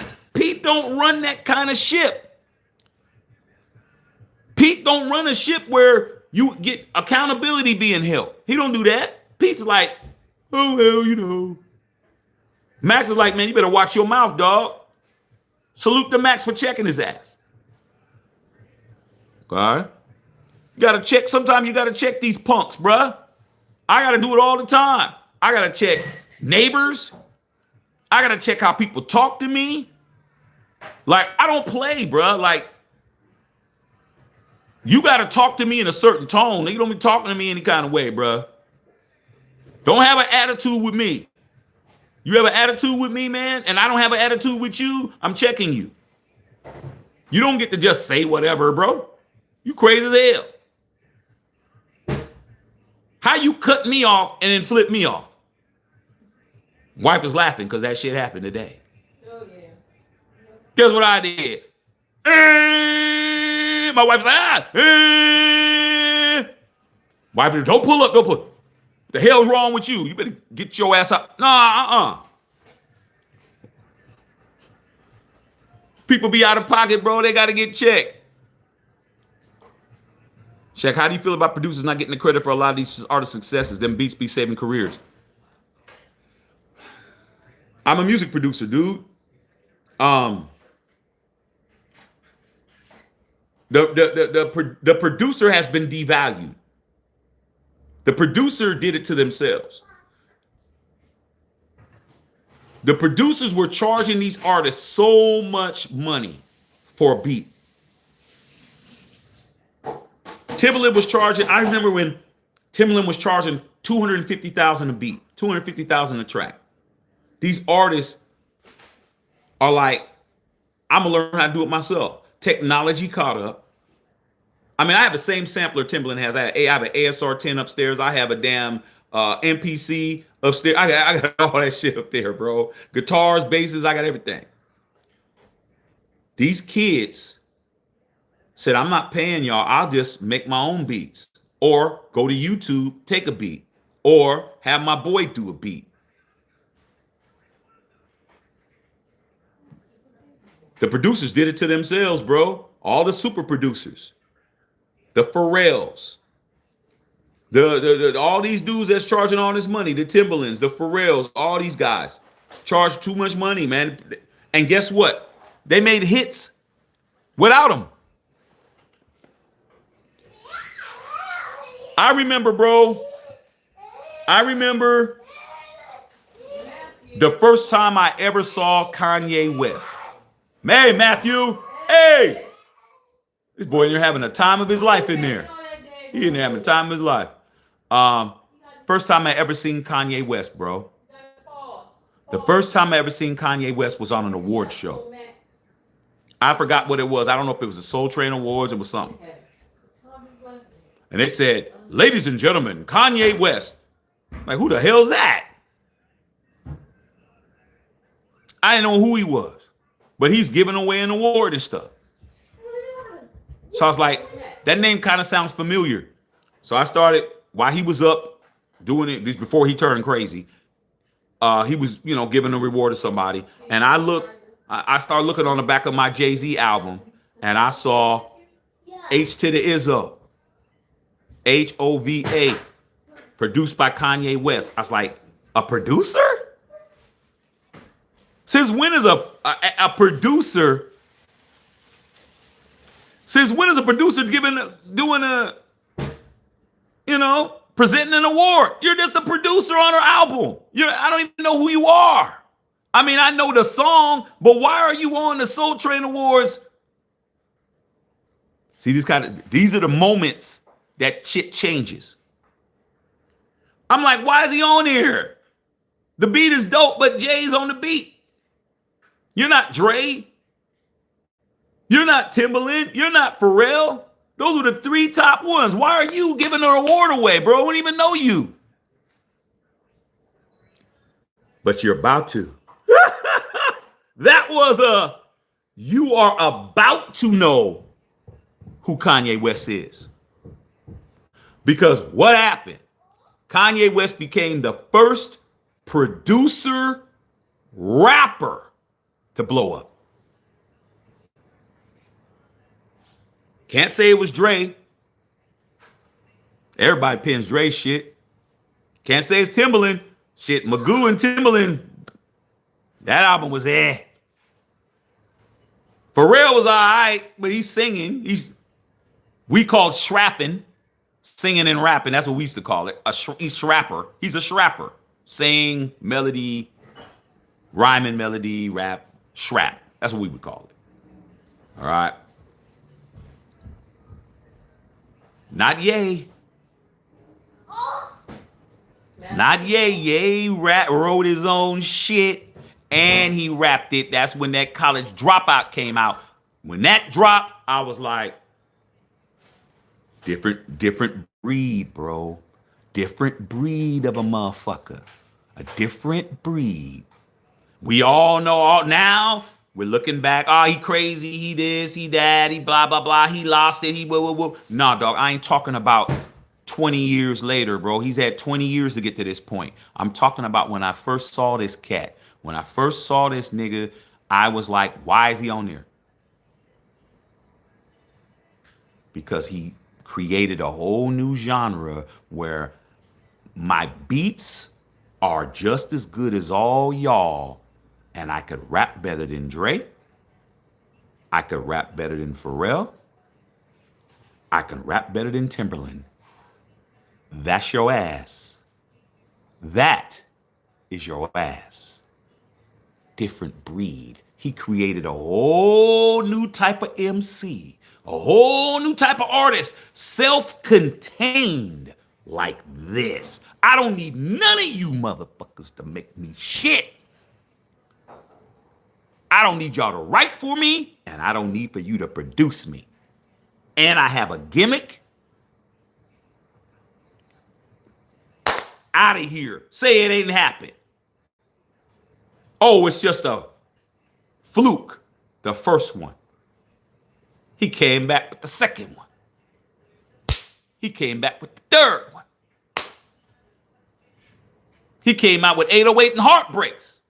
It just boop, boop, boop, boop, boop, slapping you in the mouth, bruh. Over and over and over and over and over again. Kanye changed the game. I don't care what none of y'all say about Kanye. Y'all can talk about, I'm not the biggest Kanye West fan in the world, but I got his records up there because my wife used to work at Universal. She'd bring home all kinds of shit. Right? But with that being said, he created a whole new artist. Where do you think Travis Scott came from? Producer, rapper. These dudes started learning how to make their own beats. And that's what happened. Okay? That's how I feel about it. I feel it's not cool, but it's the climate. Another person that changed the game, y'all gonna laugh, but hear me out. Soulja Boy. After Kanye West, because Kanye West is older. Kanye West is almost 50 years old. He older. Soulja Boy was the first young nigga. YN. When he was 16 years old, he made Crank That.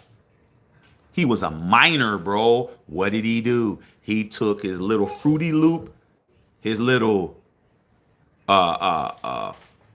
bootleg Fruity Loop. He had a bootleg Fruity Loop. He didn't even have the real one. He just got a bootleg version of it and made Crank That at his house. Recorded it himself on a little janky radio, janky microphone. Did all that shit. That shit blew up.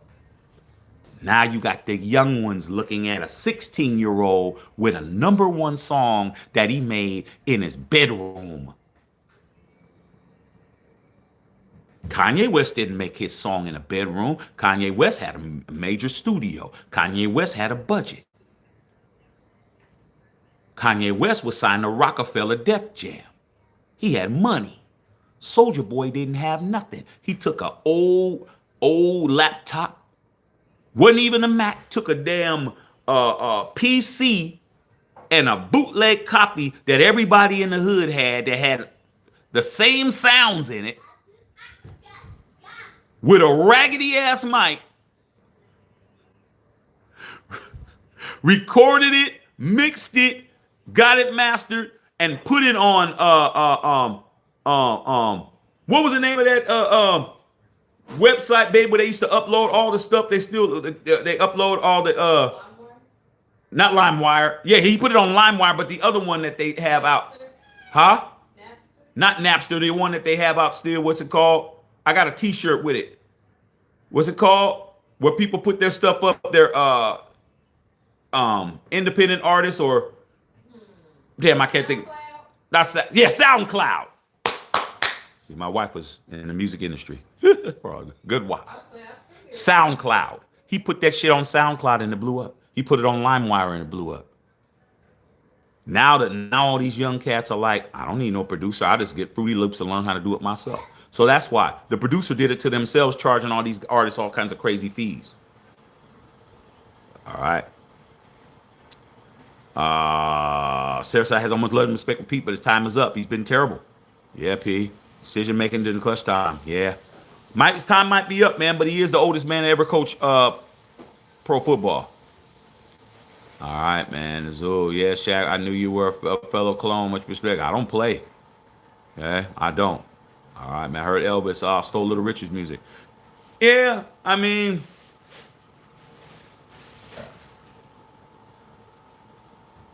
everybody stole. I mean, Elvis was a victim too. I mean, the Colonel, man, took 50% of his publishing on everything. Okay? So, I mean, he just took half his money. Elvis would have had way more money if it wasn't for that, but that was the game. All right. Talking about them Raiders and John Gruden. Okay. What do I think about AI music? I don't like it, but it's the wave of the future. Things are getting to the point where you're not even going to be able to. Now, he had that interception, but he dropped it. You got to learn how to catch, bro. That's why you're a defender instead of a wide receiver. Um, it's coming. There's nothing you can do. Like if you don't embrace it, then you don't get left behind. All y'all need to be using Chat GPT. All y'all need to be using AI, or you're going to be obsolete. It ain't that they're gonna take your jobs. They're just gonna take jobs for people who don't know how to use the shit. You still got to know how to put a prompt in. You still got to know how to put a prompt in. You still got to know how to make it do something, dog.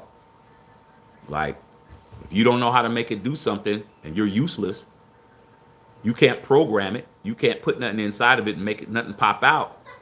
If you want to compete against it, you're gonna be in a soup line. You better be doing something Chat GPT can't do, like Bill being a mechanic, but then shit, they may get to the point where the computer know how to fix the damn brake pads. Y'all better start trying to understand technology is here and ain't nothing you can do. So what do I think about it? I don't like it. But AI music is charting. The good thing about it is that they have to tell us it's AI. But what if they don't? I mean, I can listen to it and tell where it is right now. I can listen to it and tell it's AI. You know why? Because I don't hear the imperfections in music. The imperfections in music is what makes music great, which makes it human. There's a lot of things that were mistakes that are in songs that shouldn't be in there. Little things. Okay? Like AI can't do. Well, you know what? Let me stop. Because now I'm starting to delve into some shit that puts money in my pocket. Let me pull back. Because then I'm gonna start revealing shit that ain't gonna mess my money up.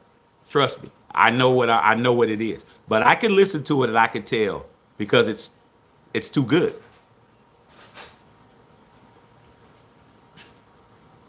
The AI is absolutely perfect. When it hits a note, it's staying on the scale the whole time, bro. There is no human element to it. If the song is in the key of G, that artist, that AI is everything they do is locked. Everything is locked. Everything is perfect. There is no such thing as a perfect take, a perfect song. Even if you comp a vocal and you take 10 different vocals and you put it together, what makes it sound good is how it's flowing. You might be slow in some parts. You might be faster in some parts. You may be behind the beat. You may be on the beat. You may be ahead of the beat. That's human. Human can do that. Oh, right here, I'm going to go ahead and I'm going to jump back. See? Oh, I'm going to be behind the beat the first two bars. The second bar, I'm going to catch up. This part on the hook, I'm going to be on the beat. Then I'm gonna fall back. I'm gonna let it hit. Then I'm gonna slide. So you sliding, bro. You like this. It's random, not AI. That shit is perfect. The performance is perfect. The drums is perfect. The guitar is perfect. The bass is perfect. The keys is perfect. The strings is perfect. You don't hear nothing wrong, bro. Go listen to some of your favorite songs. You're gonna hear mistakes. Some songs you can actually hear the punch-ins where you can hear where they punched in and shit. But these cats punched in. Damn, y'all go ahead, boy. Touchdown, Sarah. So that's what I think about it. All right. Okay. What it do, Jamal? Hey, Jamal, how's it feel? How's it feel at home, bro? Hey, man. How about them Cowboys? So you like Ben Johnson coaching style? Yeah, he didn't want to be a Raider. All right, man. Beat by the dope stereotype to the face ain't nothing but a faker. Yeah, it's right. Okay. You know your shit. Okay. All right, man. Dave Brandy, I'm 56. I know Kendrick's song titles. He put a gun to $1 million in here. I couldn't name a Drake song. Well, Drake is more of even though they're the same age, Drake and K-Dot are the same age. I think they're both 37.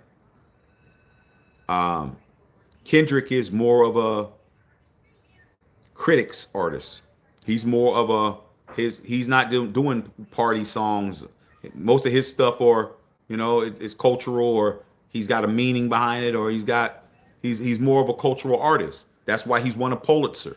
First only rapper in history ever win a Pulitzer Prize. Okay? So he's more, critically acclaimed is the word I was looking for. Drake is a hit maker. If you're not young and you ain't at the club and you ain't turning up, then that's probably why you're 56. You're not turning up. When you was turning up, you was turning up to LL. You was turning up to shit like that. You was turning up to Pac, Big, okay, Junior Mafia and shit. You was turning up like that. Now you ain't interested in that. You're interested in with songs with substance. Drake don't write no song that's gonna make you get out there and march for a cause and shit. That's not what he does. He got with somebody who had you talking to somebody like Kendrick Lamar. You talking to somebody who is an Encyclopedia Britannica of information. If you listen to Not Like Us, the most scathing part of Kendrick Lamar to show you his depth on that song wasn't the disses. That was easy for Dot. The part where he gave the history lesson about Atlanta and the slave and how it was. Once upon a time, we were all in chains. He gave you a history lesson on a club bop. K. Dot, my boy Dot, gave the world a lesson in African American studies, Patrice, Sarah. In the middle of a song, he gave you a history lesson on black culture, the slave trade in Atlanta and how it is now. And nobody tuned out. Nobody said, oh, here he goes. But nobody did none of that shit. That's why he lost. That's why Drake lost. Drake lost not because he couldn't write a hit. Some of the songs he wrote was dope. But Kendrick Lamar threw in a history lesson why he was dissing you, why you were bopping your head, C-walking, B-walking, cabbage patching, or whatever the hell you were doing the whole time. And they're all saying it in the club, chanting the whole shit. And called him a colonizer in the shit too. That's why you lost, Drake. You weren't dealing with somebody who's writing a hit. You're dealing with somebody who writes a movement. You made a mistake with that shit. You bit off the right guy that time. This wasn't Meek Mill. Meek got his head blown up. I'm Drake. I'm the #1 rapper in the world. I'm the most streamed rapper in the world. Still.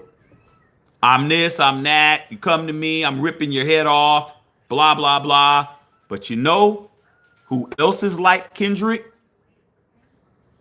J. Cole. What did J. Cole do? He bowed out. Everybody was teasing J. Cole. J. Cole came out, did a little dip. He apologized. I like to apologize. Went right on stage. I like to apologize to Kendrick Lamar oh man, he's a punk, he's scary. Nah, he knew. That was a cane corso. Yeah, you might be a pit bull, but that's a cane corso, dog. Nah. He bowed out of that shit, and guess what? He made the right decision. J. Cole does that shit too. J. Cole be having history lessons and shit and write bops, but he's like, I don't want no parts of that. Sorry, Dot. Hey, I don't know what I was thinking. The label, hey, they were trying to get me to, hey, I thought about it and I'm good. Shit. Kendrick Lamar gave you a history lesson all the way to the Super Bowl, bruh. All the way to the Super Bowl, and then dished you at the Super Bowl, and everybody swore in their life that Doc wasn't going to say his name in the Super Bowl. He looked right in the camera. Say, Drake, I heard you like I'm young. I fell out. That's it.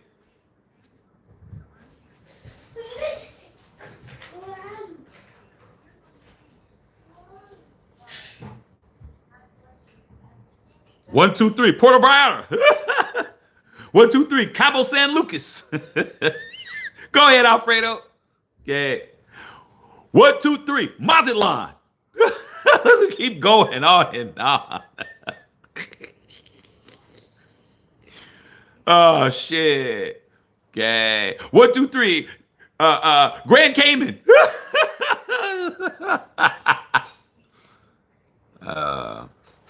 I haven't heard the new Nas and Premier, man, but it's getting grilled, man. The young cats, man, are saying that the beats are old and Premier done lost his beat making abilities. They're saying that the shit sounds ancient. The young YNs ain't feeling that old school boom bap shit, you know. But I'm gonna check it out. I'm definitely gonna check it out. But I haven't heard good things about it. But I'm gonna check it out. Hey, Winston Thomas, I'm watching your Houston Rockets and the Nuggets, man. Y'all winning right now. Okay, yeah, Hove, Nicki Minaj. Yeah, Nicki Minaj is probably the best, man. But you know, it is what it is. Say, you were surprised I said Soldier Boy. You know, don't y'all know I'm a cool uncle? Don't you know that I'm the uncle that identifies with the young YNs? Yeah, Soldier Boy changed the game, dog. You know how I know? Because that's when the money started drying up as me as being a producer. I used to get paid when I was back in the Bay Area, man. I used to get paid, bro. I get paid like $1,200 a track. I was just think I had a job. I didn't have to have a job. I was just living in the studio and shit, and I was making money. Make somebody come in with $1,200 in one day. Y'all at work slaving away. I got $1,200 in cash. I was getting paid. Soldier Boy came out. Everybody went and got the Fruity Loops. He messed the whole shit up. Simple ass beat. Do do do. Soldier Boy, tell him. Do do do do do. Do do do do. Cat. Do do cat. Do. Come on. All that space. So don't get me talking music, man. All roomy, open, 2 or 3 instruments. Not no elaborate production, simple melody, simple beat, wide open. You can hear the vocal, clear shit. We laughed. This shit corny. Guy can't rap. No. He can't rap for you. But he can rap for all those kids that you can't reach anymore. You became obsolete. Simple beats. Everybody started doing that. Simple as shit. Soldier Boy changed the game, dog. Talk about them all. These guys turn into fools all they want to. But their pedigree with me is their pedigree. I told everybody, I said, man, it's over now, dog. Artists ain't going to need you anymore. Oh, man, my beats is better than that. It's all in perception. And guess what? Every beat after that has not been elaborate. It's been simple. Okay. All right, man. Okay. No joke, Shaq Soldier Boy actually did have a huge influence for this younger cast. Do you guys know how many millions of dollars he made on ringtones? That was back when the ringtone game was popping off. And there wasn't no label getting money off of ringtones. There wasn't no 360 back then. You could do the ringtones and make millions without the label. Because they didn't have, now they got the millennium contracts where it's like in perpetuity and shit. You know what that means? Go look up in perpetuity and tell me what that means. That's longer than infinity. Because it is infinity. That means forever. When you sign a deal now, it's in perpetuity, bruh. Where you going? Don't go in there. You sign that deal, it's in perpetuity. Now, some of these older deals, people are getting their rights reverted back to them. They're getting their songs back. Because in the 90s, they didn't have the internet. Walking back and forth. When you signed a contract in the 90s or in the 80s, Okay, I'm gonna give you a perfect example. You're LL Cool J. Okay? Cool J came out with radio in 1985. That's 40 years 30 ago. minutes, that's it. Okay? Enjoy. He got the rights. After 30 years, you get your songs back if you apply for them. If you didn't sign another deal saying you're going to go longer, it's called the Millennium Act. LL Cool J owns his masters. Why? Because when he signed his deal 40 years ago, they didn't have streaming. They didn't have the internet. They didn't have YouTube. They didn't have all these other ways of getting paid. All they had was radio, vinyl, cassettes, CDs. That's it. So when a new medium pops up, you don't have the rights to streaming. You don't have the rights to internet. You don't have the rights to social media. When it's played on IG, when it's played on Facebook.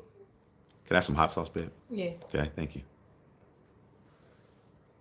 Get it all cool. Woo! Turkey tacos. So now, when you sign a record deal, all that shit's covered. And they got it where it means any new medium that comes in, anything that's new. Smoke signals start having beats. They own it. Thank you. That's the difference. That's the difference now. Okay? But the great denominator, only person that's enjoying this game is Sarah. The great denominator is that you don't need the majors anymore to get distribution. You don't need the labels to get your shit to the masses anymore. You don't need to be signed to a label for people to hear you. All you got to do is sign up with one of these DSPs, one of these little distribution services, CD Baby or any of those dudes, and you can have international distribution. All my projects, all my music that I put out is on every DSP. You can go find me on Tidal. You can find me on Spotify. You can find me on Apple Music. You can find my videos on Apple. You can find it everywhere. I get the same distribution that I would have if I was signed to a major. I don't need a major to get my shit out. Now I would need a major to put money behind my music to get, publicity and all of that. But to get my stuff to everybody, I already got that. The game is totally different. And know what? I own all my shit. If anything ever blows up, if anything I do ever blows up, I get all the money. I own all of this you seeing right here. All my content, all my videos, I got like 1,500 videos on here. Everything I do, I own 100%. Yeah, YouTube gets paid off of the commercials, the advertising, but the content is mine. I can take my content, I can go anywhere I want with it. I can go to IG with it. I can go to TikTok with it. I can go to Snapchat with it. I can go to Twitter. I can go to people been telling me I should go to what's that other streaming thing that has all the political people on it? What's the name of that thing with all the political people on it, babe? That streaming Rumble. People say I should go to Rumble. I own my content 100%. I own my music 100%. I own my videos 100%. I own my publishing 100%. I got a publishing company. I own my merch 100%. I own everything. Let one thing blow up. One thing I do blow up. Watch. you'll be like, where's Shaq? I haven't seen him for a while. When you don't see me for a while and you see somebody say, hey, I'm here, I'm Matthew Shaq Unfiltered, I'm the guest, and you don't see me, understand something hit. Amen.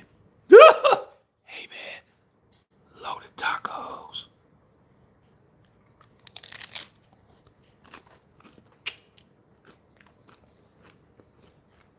Woo!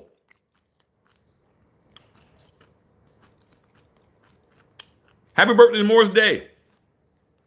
My favorite group of the time, bro. Salute to Morris, bro. My favorite group. All right. Shaq, I didn't know you knew this, but how much industry is going to pick your mind up more? Yeah. My wife told me that I need to do this because I know this is what I do. I know y'all just don't think I sit around here all day just doing videos all day. Hope you guys don't think that. That Shaq just here, sitting next to Christmas trees, waiting for a game to come on to talk about the Raiders all day. Nah. I got things I do.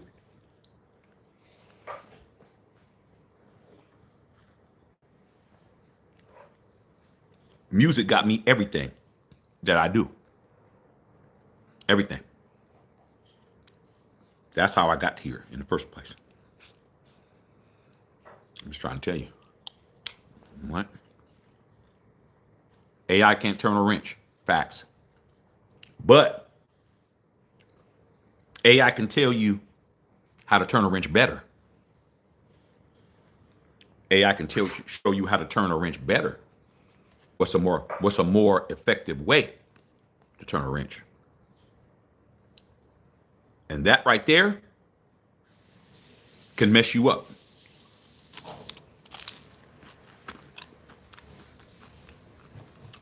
If you're at a job where efficiency is more important than quality, Bill, you're in a business where people's lives are on the line for the work that you do. When you changing some calipers, you got somebody who has a family driving that truck that you changed them calipers in. You got to make sure that shit is up to par because somebody's life is on the line. That's the reason why your industry is probably going to take longer for you to be taken over, because somebody has to be liable for somebody else's life. Is AI going to do heart surgery? Is AI going to do brain surgery? Is AI going to deliver a baby? Those type of things where somebody has to be held accountable. I don't care how much you love AI. I pretty much would guarantee I don't think that you're going to want AI to deliver your child unless you're just a fool. I think you're going to go with the human. You imagine putting a prompt in to ask, well, what's a boy or girl?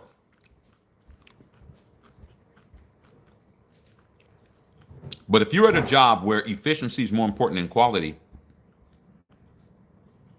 where that extra couple of turns that you're using is costing them a lot of money, it takes 39 turns done at this torque to tighten these lug nuts, and it takes you 45 and it costs the company money, you're out.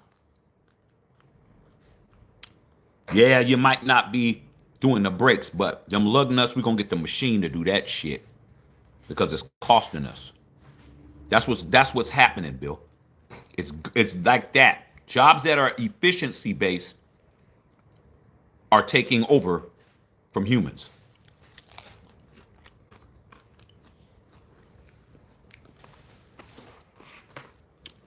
It's jacked up. I ain't gonna lie to you. I don't want AI making my food.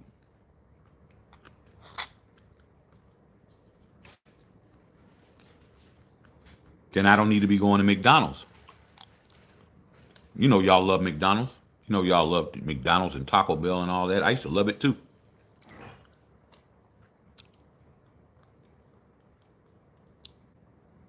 When you walk into these places, Bill, we were just in Vegas. We went upstairs to get some food, bro. We went to Popeyes. You went to Popeyes. I didn't go to Popeyes because they had the chicken and the bone-in chicken. What did you do, Bill? You went up to the kiosk.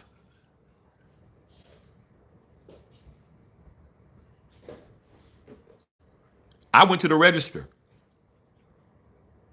The lady's like, you can just go to the kiosk to order. I'm like, I ain't ordering no damn kiosk. Y'all got some regular chicken because on here I don't see the menu. I didn't see what I saw. No, we don't have that. What did I do? I left. I went over to the Asian spot. You went to the kiosk machine. They only had 2 people in there working. They didn't need no more people because they had the kiosk machine. Why do we need to hire another person when we got the kiosk? Efficiency over quality. You're not getting a quality order because you can't ask it a question. All you can do is ask one of them people in the back, do they have this shit? Which is what I did. Back in our time, you walk up, welcome to McDonald's. How can I take your order? Hey man, do you guys still have the the breaded blah blah blah, fillet of fish shredded in half or whatever the hell? Oh no, we're out of that. Okay, well let me do this. Not now. See, you guys are already being conditioned to not rely on humans already. You don't even see that. You don't even see that shit that they're automatically sending you. When you can talk to a person, they're telling you to go over there. The human is telling you don't talk to me. See, you know I'm telling the truth. And I'm going to say this in front of my wife because she's right here. And my son's right there. Hey, babe. Yeah. When we go to places, do I use the kiosk? No. I don't use the kiosk. My wife does. I don't. When we go to a food place, I don't use the kiosk. I go to the register. She just told you. And it's not because I'm trying to not use AI. That ain't it.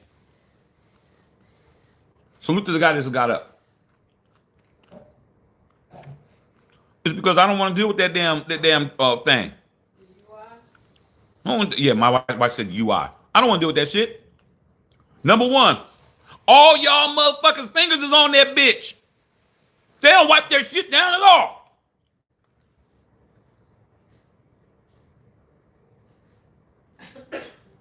Cootie ass people.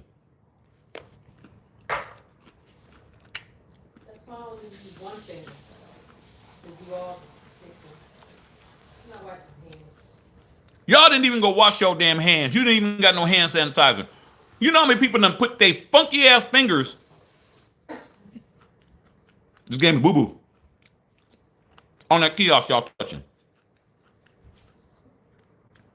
Number 2, I do special orders. I don't ever order something what's on the menu. My order is always different. Okay, last night. Excellent tacos, wife. Last night, we were at the mall. We're at the mall. You're welcome, baby. We're at the mall. Wanted to get some food. My son said he wanted to go to Shake Shack. We weren't going to eat at Shake Shack. My son wanted Shake Shack. Ain't Shake Shack, boy? Yeah, he said, yeah. Okay? Eating with his mouth full of turkey taco. So we said, all right, we'll just eat at Shake Shack. When I ordered my, what's it called? Double Shack, babe? What's it called? Double Shack? Yeah. Okay. Every time I do that, it's not made to order, bro. It ain't, oh, give me that and that's it. No. I want my Double Shack, add pickles, add onions, no sauce. My wife already knows my order. There's no place I go to, I don't care where it is. I always got a special. It's always something different. It's always a little something that's on it, off it. Not y'all. Y'all just whatever the hell they put in that damn container in that damn styrofoam. Y'all eating that shit. Not me. Every place I go, I got some kind of different shit to do. I go to In-N-Out Burger. That's why I like In-N-Out Burger, bro. Because they ain't got no kiosk in that bitch. There's no kiosk in In-N-Out. Y'all, see, when I say some shit, you're going to think about it. When you're done talking to me, you're never going to look at the shit you do again the same. You still do it, but you're going to be like, damn, I didn't think of it like that. That's my job, bro. My job is to make you think. I don't never use a kiosk no matter where I go. I was with Bill. Bill, we was in Vegas. Bill was right there. That kiosk came up. I went right there. Bill was like, oh, I'm going to go put it in. I ain't doing it. Excuse me. Do y'all got chicken with bones and shit? No. All right, fuck it. I ain't going to eat it. I don't use kiosks. If I can't talk to you, then I ain't eating. Nah. I need to talk to a human. What type of grease do y'all use? Did y'all change the grease up in there? How often do you clean the grill? Y'all, that damn kiosk ain't telling you none of that shit. How long the food been out? Y'all, see, y'all ain't like me, man. I'm a different breed of a person.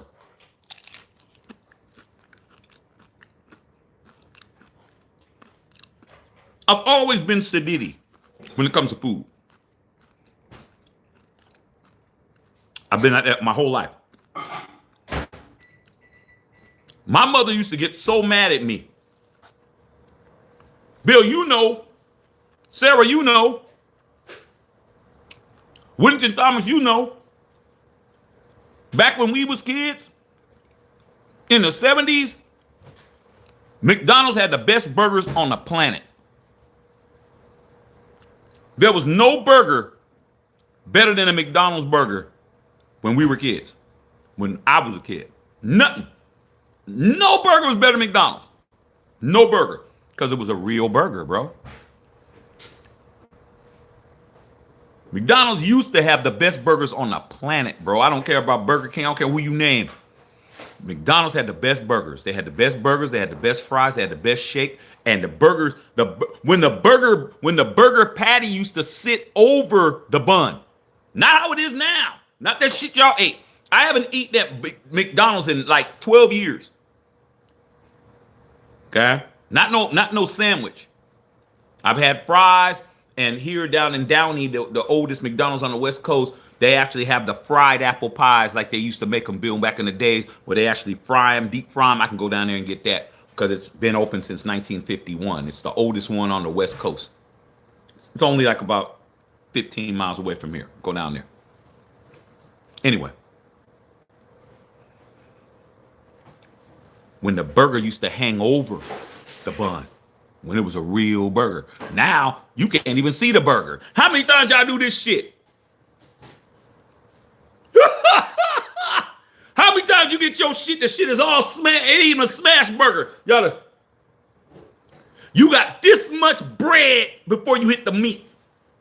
On the inside, it's bun, this much bread, and then the meat. And the meat is this. Is back then, bro, my favorite burger, Bill, Sarah, I used to go to, my favorite McDonald's is probably still there. The one that was on White and Capitol Expressway. No, Story and White. Story and Capitol Expressway. The McDonald's that's there on Story and Capitol Expressway next to the Chevron station. That's the one I used to go down the street from Mervin's. Remember where Mervin's used to be at? I'm talking to my MP Hood people. I always order my quarter pounder with cheese with no onions.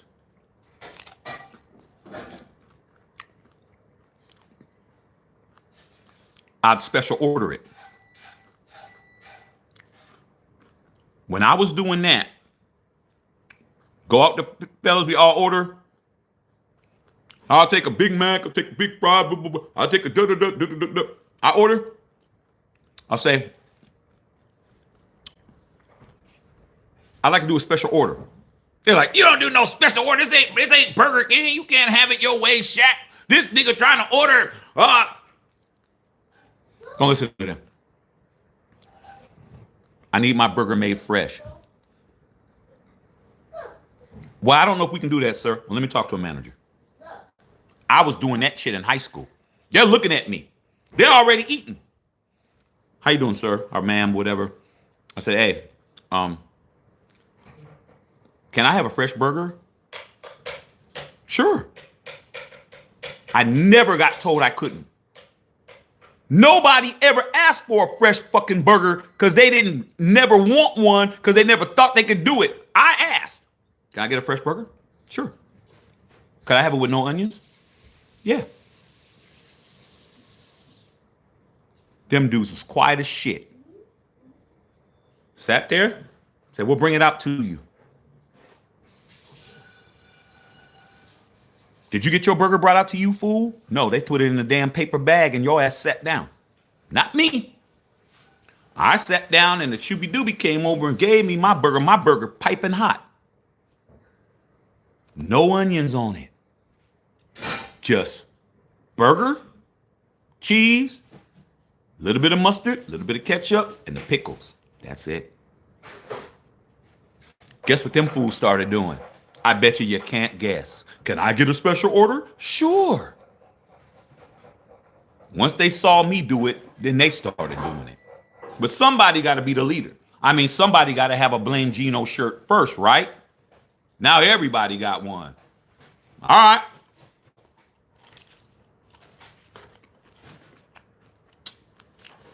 Holden.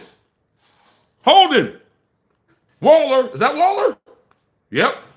Raider. User mix, what's your opinion on electric cars being more common in the future?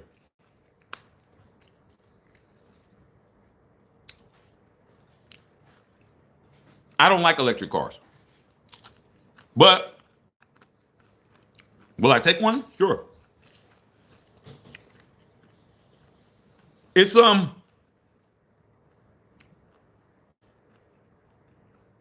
electric cars been around a long time. Electric cars have been out since the 50s. It's not new. But it's technology. And I think that any type of technology should be embraced. My wife likes them, but I'm old school, man. I want a gas car. Maybe I'll take a hybrid, but I don't foresee it the way that this. Damn, who the hell are you throwing it to, Tua? This nigga threw it to the moon. So that's what I think about it. I think that it's technology. You mean, you're looking at somebody who has 20,000 vinyl albums upstairs. We're trying to figure out where the hell to put them at. I'm an audiophile. I like vinyl. But vinyl's what? Big, bulky, hard to store, takes up space. You can hold more songs in your phone than I can hold upstairs. Wife was telling me, you're going to have to get, she's like, you're going to have to let some stuff go. Ain't that right, wife? She's like, you got to let some of your stuff go. Man, I got vinyl, CDs. I got all my shit. Hey, I'd rather listen to something on a vinyl record than listen on damn streaming. But you got, tens of thousands of songs on your shit. But I like pulling out my vinyl, wiping it down, putting it on the spindle, putting putting the needle on the record, hearing the crackle and shit. Look at the credits on the record. Look at the artwork. I'm old school. But but do I use streaming on my own music? Yeah, because it's modern. So it's the same thing with electric cars. It's the future, bro. Everybody's not gonna walk around with a flip phone, bro. Just your grandmother.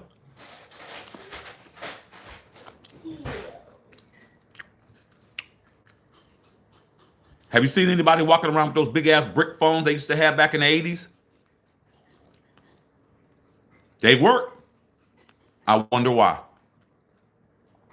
They're big, they're bulky, and you look like a damn fool walking around with one of them big ass things. Cell phone this big. That's what I think. You don't embrace technology, you get left behind.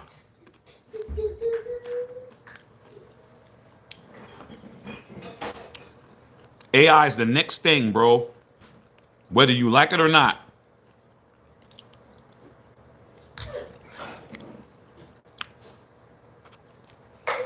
AI doesn't need you. It's here and it's going to keep going. It's going to get better and better. All right. I got too much vinyl, bro, but I mean, I got remixes. I got hell shit. You know what I got upstairs? I got the original pressing of Reasonable Doubt, Jay-Z's best album. The independent version that was put out on Priority Records. Not the one after that came out on Def Jam. The one when they were selling out the trunk.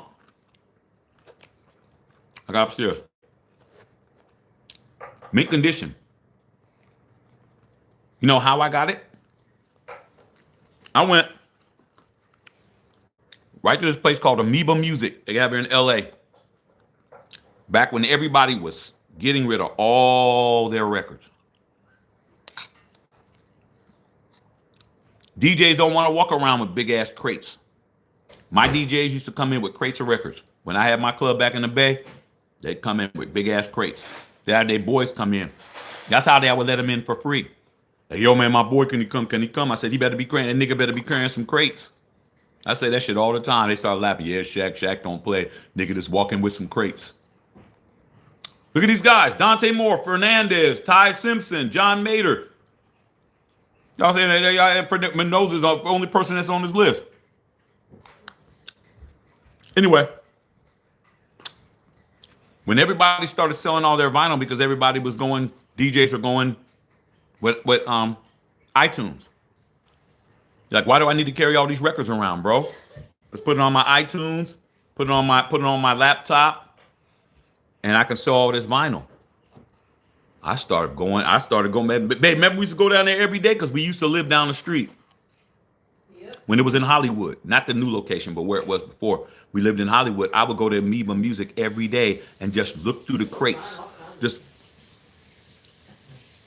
oh shit, Biz Marquee.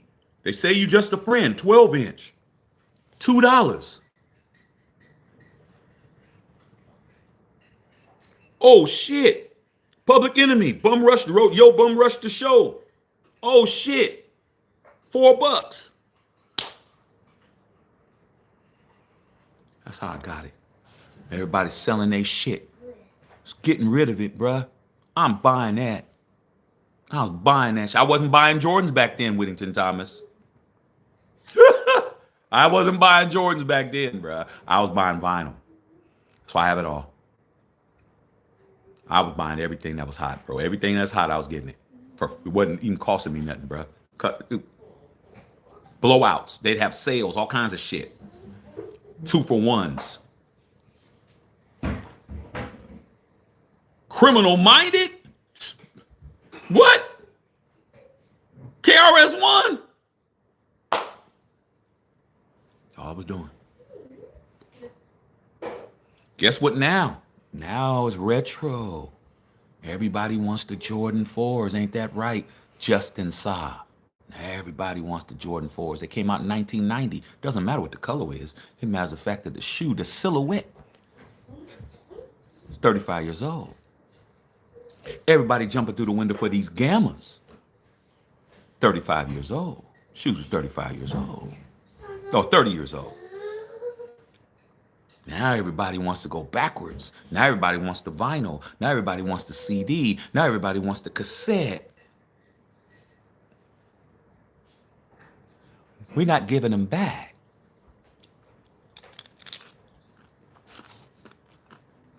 I'm always ahead.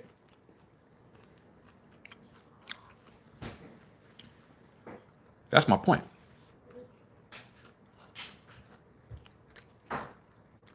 Snuff, asking some good ass questions. Shaq, you think the radio was out of touch with popping music? Because nowadays people just stream the music. Well, good question. Here's the thing, Snuff. Where's my drink at? Oh, there it is. Because the game is out of hand.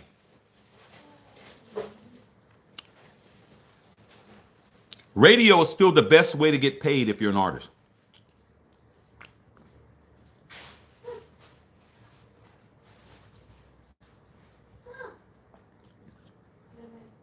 If you have a hit song,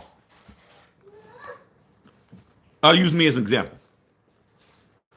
I'm not signed to a label. I own 100% of my publishing, 100% of my writers, 100% of my 100% of my synchronization, 100% of my masters. If I get a hit on radio and that check comes, those checks come from ASCAP, BMI, CSAC, any of those agencies, I'm getting paid millions of dollars. If my song is streamed 1 billion times, I'm going to get $3,500. Yeah, everybody consumes music more through streaming, but the artist doesn't get paid.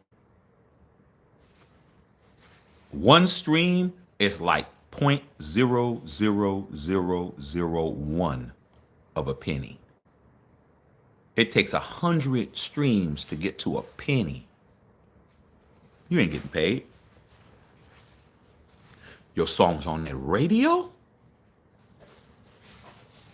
Now you're getting paid millions. Different pay scale. See, but the average person, they're running around impressed by that shit.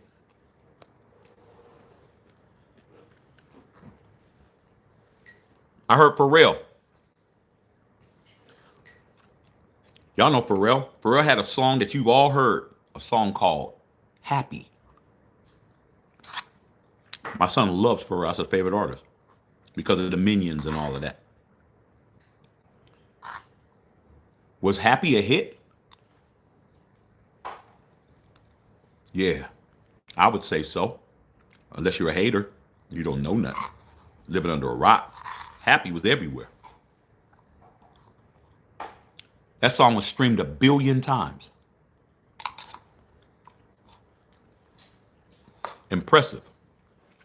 More than 1 billion. You know what Pharrell said how much money he got for 1 billion streams? $6,000.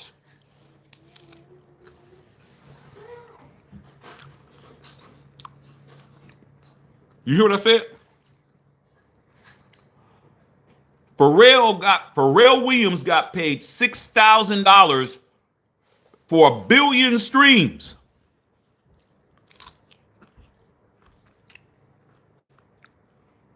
But it was a hit, right? So guess where else it was played? On the radio.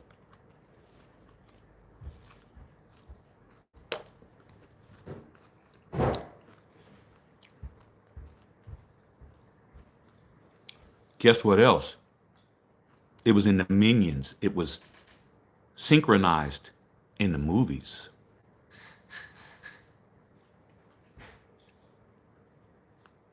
That's where he made his money. He made $6,000 on 1 billion streams, but it got that song known where they were playing it on the radio.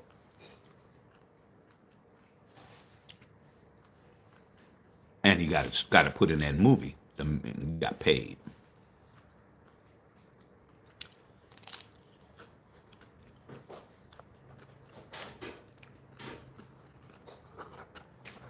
Just imagine if Michael Jackson was alive and in his prime right now.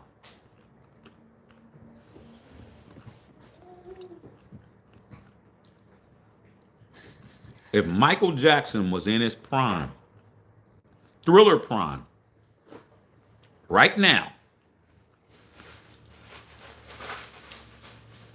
there'll be no artist on this planet touching Mike. I don't care who you name. Taylor Swift, Drake, I don't care who you name. Michael Jackson sold 90 million albums that take up space and was getting $2 a record, which was unheard of. What would he make today?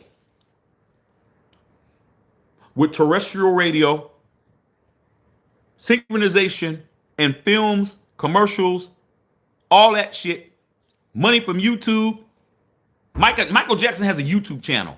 Imagine Michael Jackson having a YouTube channel, bro. A YouTube channel where he can put all his shit on, getting paid.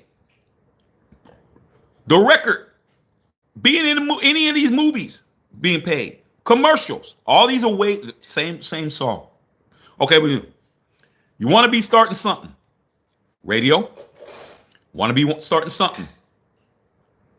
YouTube, Instagram, TikTok, Snapchat, Facebook, movie synchronizations, commercials, Spotify, Apple Music, Tidal, Deezer, all the international ones. Michael Jackson on one song getting paid 20, 30 times. At $1 or $2 like he was getting paid $2 per. You ain't touching Mike.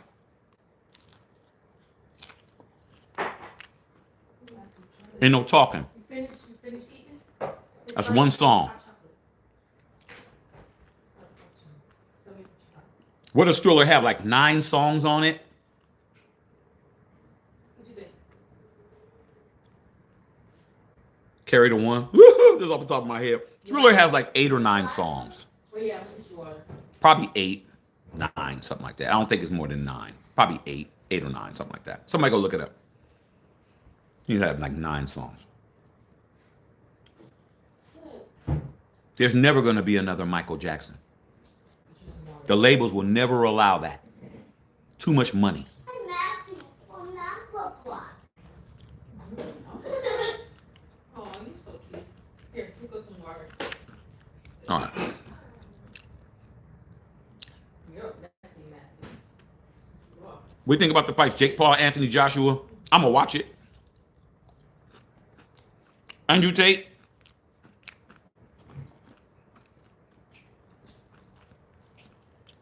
Are these guys really fighters, though? Or are they entertainers? I wouldn't pay for it. And I don't, but I'll watch it.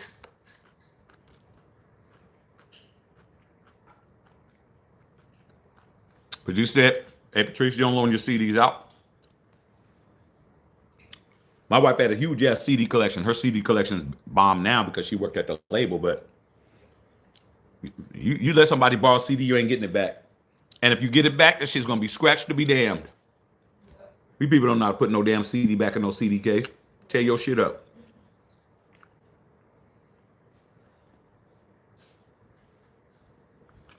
You like the impact shop?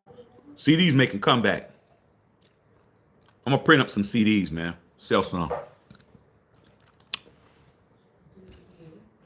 You got to understand them tacos is off the hook. Yeah, just a little bit. Yeah, mid condition is dope.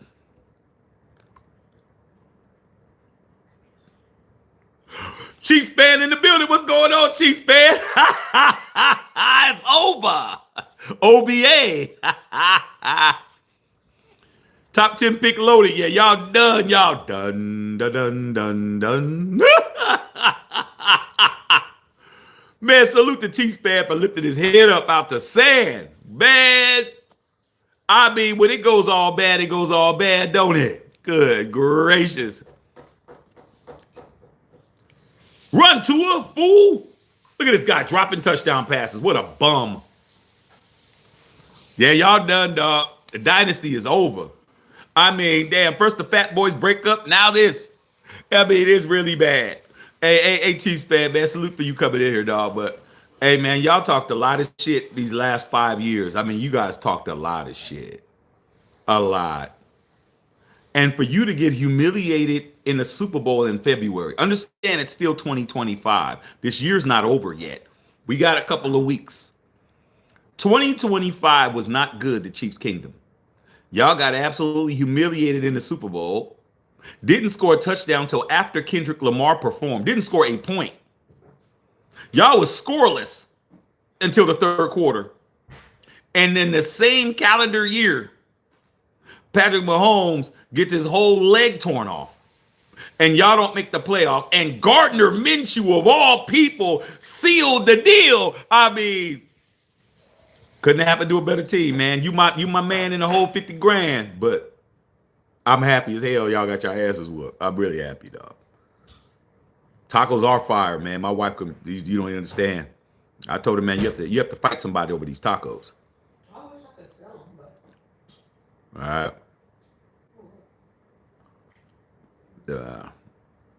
Bill said hi, babe. Hey, Bill. Hey, Sarah. Hey, all y'all.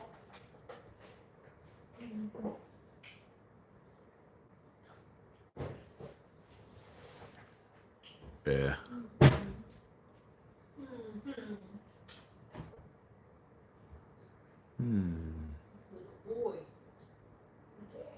Y'all watching Peyton and Eli? I can't watch Peyton and Eli, man. I can't do it. I don't know how. I accidentally clicked on it one time and I gave it a couple of minutes. I can't do it.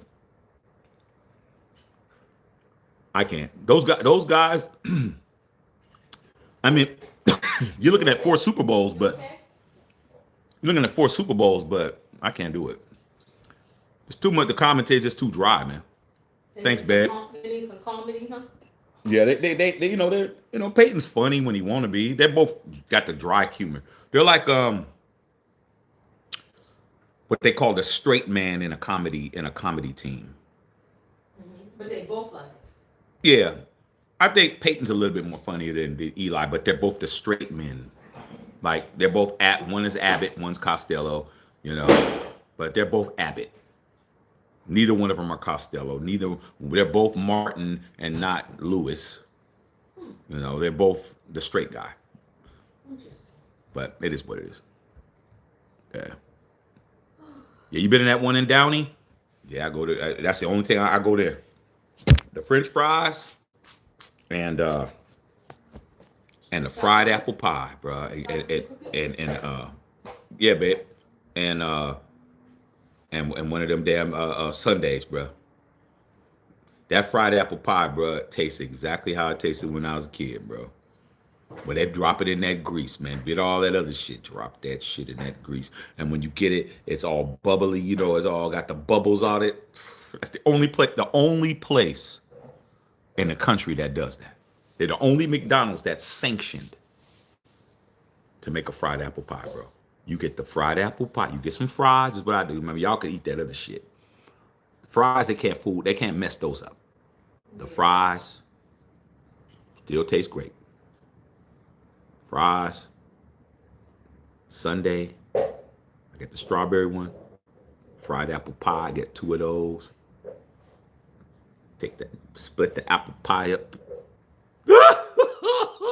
Tastes just like when he was a kid. Only in Downey, though. That's the only one.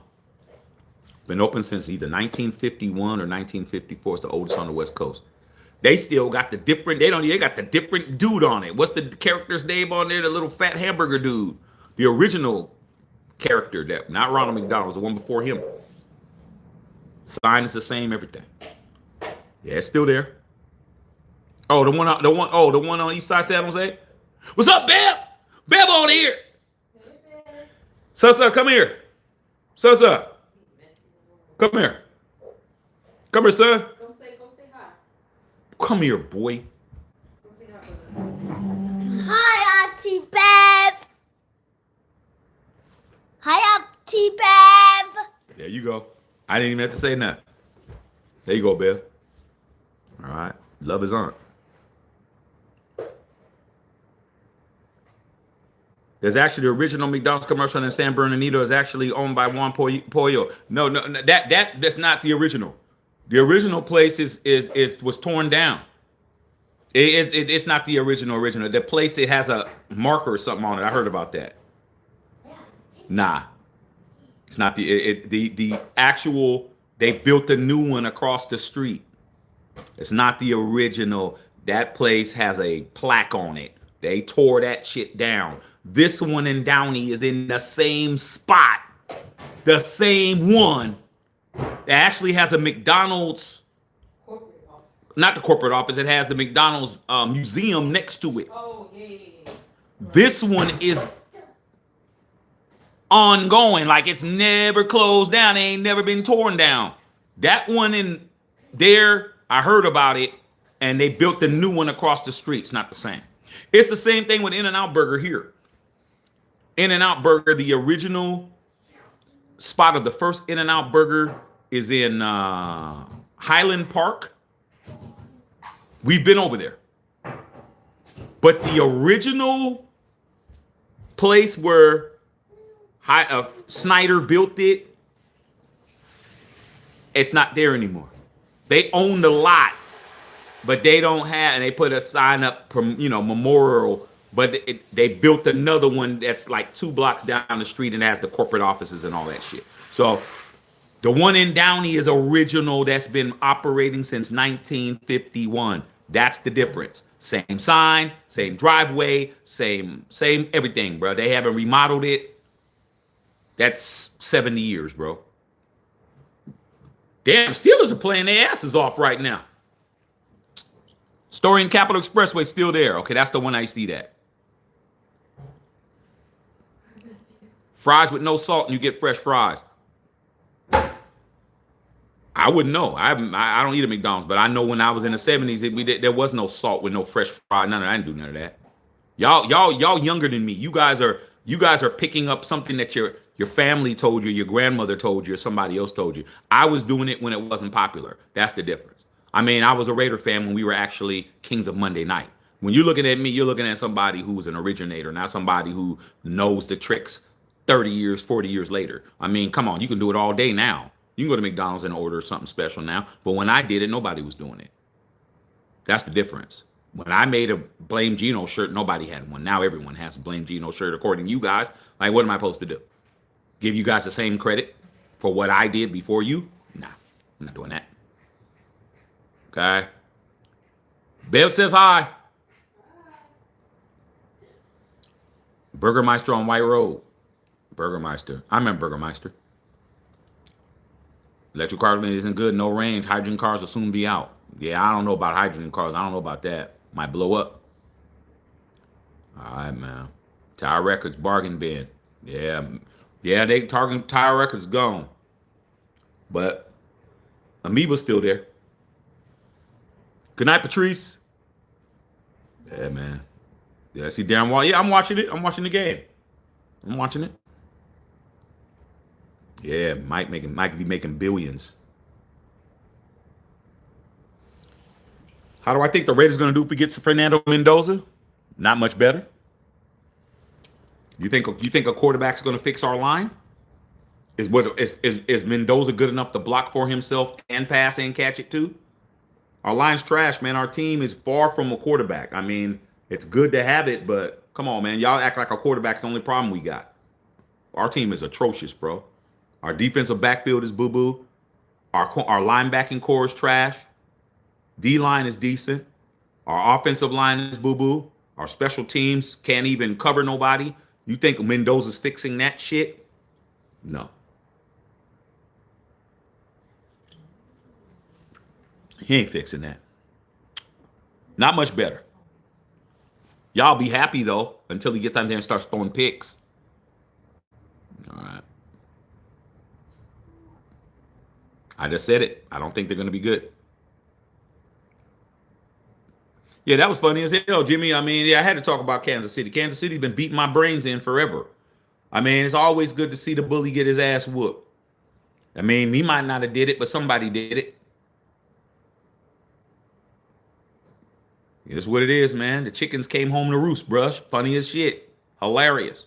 They talked a lot of shit only to fall from grace. All this year, like I said, they got shellacked in the Super Bowl in February. It's December. 10 months later, now look at them. They didn't even make the playoffs. The defending AFC champions didn't even make the playoffs. I mean, this is beautiful. I mean, you couldn't even dream of a better scenario than this. Powerball is 1.1 billion right now. Shit. You would have predicted that. You would have really been sitting on some paper. All right. Brains and Brittany. Yeah, Brains and Brittany take on the L. Yeah, he did Ike Boy already. He did Ike Boy yesterday when Ike was on here. When Ike Boy was on here, he did it. My son did it, Ike Boy. Nah, he's talking to his auntie. Okay. The score, Bill, is 28-15. Tua still ain't benched. Or is he still out there throwing left ducks. Waller's having a good ass game though. 2 touchdowns. He probably got 100.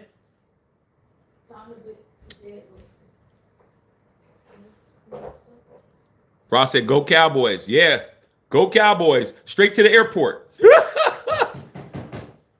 Tua tackled in the backfield. I mean, the Cowboys, every year the Cowboys end up the same, man. Y'all look like y'all about to do something, and every year it ends up the same. Like, but next year y'all be saying it's your year. Next year y'all be saying it's your year next year. Without question. Funny as hell. We got a minute left, man. After this game is off, I'm gonna get up and get me a couple more tacos. 56 seconds. So that's what's up tonight, man. I wanted to come in, man, and let y'all see what it was. And Star Power year, yeah, every year Star Power year. But Jerry Jones is the MVP. You need to give him an MVP trophy for the best Cowboy, because everybody thought he was crazy to get rid of Michael Parsons. But now look at Jerry. Jerry got all his money, and he ain't got to deal with paying somebody whose ACL is still on the field. Jerry Jones got that shit right. And I know how Jerry feels to get something right when nobody thought he had it right, only to show you later he got it right. You Cowboys dodged a major bullet. So if you're eating a salad, ain't nothing wrong with a salad. I was watching a documentary on Babe Ruth, said his man was hitting as a teenager. Hey, man. Babe Ruth is from Baltimore, bro. I've been to Babe Ruth's house, in front of Babe Ruth's house, where he was born at. They got a big ass statue out of him, man, out there. He's born there. And word around the campfire, Babe Ruth is a brother that was passing as white. It's coming out more and more and more that Babe Ruth might have been one of us, which makes a lot of sense. All right, well, we got 35 seconds of this ass whooping, Sarah, that you guys put on these Broncos. I mean, on these, I wish it was the Broncos. These Dolphins.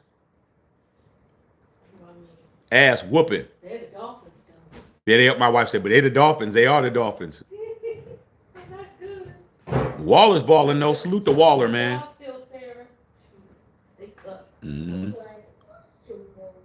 Did you get the video I sent you? When today? I know you sent me the other one with Baby 2.0, Sarah. I mean, Bev. If you sent me one recently, I didn't get it because my phone is on Do Not Disturb right now. So, all right, man. Final, man. Sarah, it's getting closer and closer and harder for these Steeler fans that want Mike Tomlin fired. It's getting harder and harder for them to get rid of Omar Epps. He's about to shoot Juice 2 without Tupac. Phillip Rivers balled, man. Phillip Rivers balled, bro. He got busy. Congrats, Sarah. She said, congrats, Sarah. Foss said, go Bengals. I mean, shit. Might as well, huh? Might as well. I'm just getting to play better than we have in the last few weeks. But what's up with Mike Tomlin? Everybody want to fire Mike Tomlin. Look at Waller over there talking to A-Rod, trying to get his next job and shit. He's like, yeah, man, you want to come over here, man? Yeah, I see you, man. We'll talk later, bro. Don't talk to me right now, shit. She said, thank you, man. You're welcome. What we got for dessert, wife? You got that cookie from Porto's, you want it? Oh yeah, we went to Porto's today. If y'all know anything about Porto's, I took my wife to Porto's for breakfast today. Man, we doing big things over here at Match Shack Unfiltered, man. We eat good. Y'all just keep going ahead and eating them McDonald's burgers that they put in the microwave. Y'all keep doing that shit. Because over here, we don't do none of that. No McDonald's, no KFC. We don't do none of that shit. Y'all got it? It's got a little chocolate on the edges. Okay. Yeah, man. I got me a nice Little cookie. show you. Got some little chocolate on it. Come on. You ain't oh, this just looks like a regular cookie. You should know better. Chocolate on it, chocolate underneath, chocolate edges, freshly baked, frosting underneath. Merry Christmas. Merry Christmas. Matthew.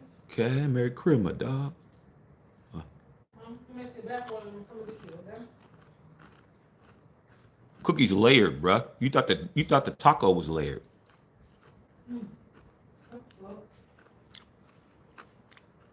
I'm over here. Come on, dog. I'm over here chilling.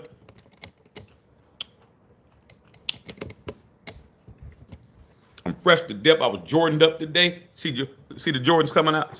See the Jordans coming out of the chimney. See, Match. Come on, bruh. Come on, bruh. I was out doing it. Hey, Winnington Thomas. When I was out last night, went to the Nike store to go try to look for some stuff for you. Why this dude come up to me? He's with his family. Start telling me all about, I got those. Look at my shoes. I got those. I got those too, man. Yeah, man. My daughter's 22, got a 22-month-old daughter, and she got everything, bro. I'm a collector too. I said, yeah. I said, how you know I'm a collector? He goes, because I can tell. I can tell what you got on. I'm like, yeah. Then he came back and talked to me again. He said, yeah, I got the Manures, man. See mine? I got my Manures on. I said, I see those, dog. Black owned. He wasn't black either. He wasn't black. He was Hispanic. He said black owned. I said, I know. Ain't that right, wife? He was letting me know he was down. He let me know he was down with the blackness. Cause the almond manures, he had the velvet. No, he didn't. No, he didn't work at the store. He's with his family. Oh, I didn't even know. No, he wasn't working there. He just came to be chopping it up with me because he knew I was Jordaned up. Jordaned up 2 days in a row. Yesterday and today. Huh? Almond manures were like velvet. The velvet, he had some velvet purplish, like the light purple, and they were Jordan 6s. I wonder if there was the new ones that just came out. He was letting me know, I'm a manure black owned. I was like, yeah, I know. The mauve ones. I mean, I wear the unfiltered gear, but come on. Fresh to death all day today and yesterday. And tomorrow, I'm going to be fresh to death again. Go to MatthewShackUnfiltered.com and go get you some merch. Vincent Mills. What's going on, Vince? Hey, man. A lot of prayer, bro. A lot of prayer to get all of this. Yeah. You got to clean your shit up, too. Can't be doing janky stuff. Justin Saul said, I need a wife. You ain't ready for that, bro. Marriage is work. Shit is hard. Shit ain't easy, bro. Hard. Ask Bill. He been married longer than all of us. That shit ain't easy. You know when you get on your nerves and you hang up on her and you don't talk to her for like 2 weeks and it just fades off? That don't happen in this shit. Hang up all you want to. Fade off all you want to. Come tax time, you better put married on your shit, or they gonna IR and the S gonna come looking for your ass. This is a business deal. Yes, love and all of that. turkey tacos and all that other shit, but it's a business. If you don't run that shit like I understand it's a business, then you lose money. Not only did you lose love, not only did you get humiliated, you also got your pockets ran through. All right, man. Love all y'all, man.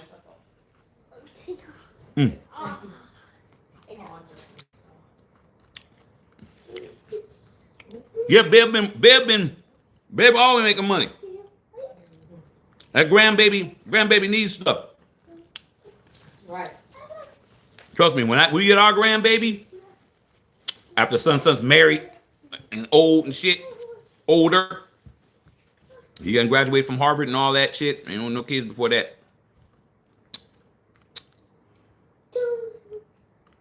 They're gonna have to tell me to stop getting my grandson or my grandson, Matthew the Fourth. They're gonna have to tell, all right, Dad, that's enough. What? Boy, if you don't get out my face, my grandbaby, you better move. I tell my son and his wife, move out the way. Get out. Come here. What? Don't let me, man. I see Bill with his grandson. I see Bev with her granddaughter. Man, ain't no way in hell, man. Shit. My son gonna already know. He gonna tell her, like, hey, baby, just let my dad just do what he want. It's gonna be just let that nigga do what he want, cause he gonna act a fool. I'm gonna act a fool, bro. You don't understand. My baby's baby, you better move out my way. Don't get beat up. I'll be 90. Hitting him in the head. Bow, move out the way. My grandbaby, you crazy as hell. I get to the school before they get to the school. Hey, Dad, what are you doing here? Said, my grandson about to come out. Well, are you picking him up? No, I'm just here to see his ass. Well, weren't you here every day? Yeah. Something wrong? Been here playing with me. Trust me. Okay, y'all better get it right, get it tight. All right. Yeah, you gotta have a plan, bro. He's got out for promotion last week. Well, you know, she getting her money. She doing what she's supposed to do. She's ambitious. She's always been that way. When she was playing basketball, she was the one that was taking extra coaching and playing during the summer and all of that stuff. Baby's always been like that. Nothing that she does surprises me. Well, that ain't true. Getting married and had that baby, that surprised me. I ain't gonna lie. But outside of that, when it came to her job and all that, she ain't let nobody mess her shit up. She's not playing with him as she should, because it's not a game out here. It's not a game, bruh. Tell her Uncle Matt said keep putting her foot in their ass, just like that. Tell her exactly like she knows how I talk. Tell her exactly what I said. Your Uncle Matt said keep putting your foot in their ass. She's just gonna say, yep. That's what you're there to do. Are you here to help me? Sure. Great. Are you here to hinder me? Bloop. Foot in the ass. That's it. Either here to help or not. Okay. AJ's going to the games. Yeah, AJ. And man, I'm telling you, dog, I waited a long time to be a father. I'm an older father, man. A lot of these people, I'm granddad's age. It don't matter. I don't look, not a bag on it. Look at that. Come on, dog. I don't got a bag of wrinkle under my eye at all. Period. Because I didn't go hard in the paint. Bev knows I didn't go hard in the paint. I didn't go hard when I was in my 20s. I didn't go hard when I was in my 30s. I didn't do none of that shit. I took it easy, bruh. I'm not doing all of that. That's why these cats look old as shit. I don't look all old and shit. I got some grays because I'm supposed to. But outside of that, shit. I got all my hair. My hairline is intact. I didn't do none of that. None of that shit. I didn't start drinking until I was 28. I mean drinking for real. Not those little 40 ounces that we used to drink in high school, Bill. Drinking the damn old English and trying to... I wouldn't even finish that. I'd be drinking that shit and be sitting, Bill, I like this. They drinking everybody. Oh, dude, you're drinking it. Oh, you know, like that. I'd be like this. They looking.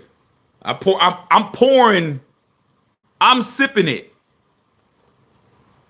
Till they caught me. Bro. Oh, you wasting it, man. Make me drink that shit. Man, they made me drink that shit, dog. Bill, I don't know if you remember. Sarah, I don't know if you're too young to remember. I don't know if Bev remember. But Club 1999, they used to be at Town and Country on Stevens Creek. Man, I went there with these dudes. We had a bottle of Mickey's.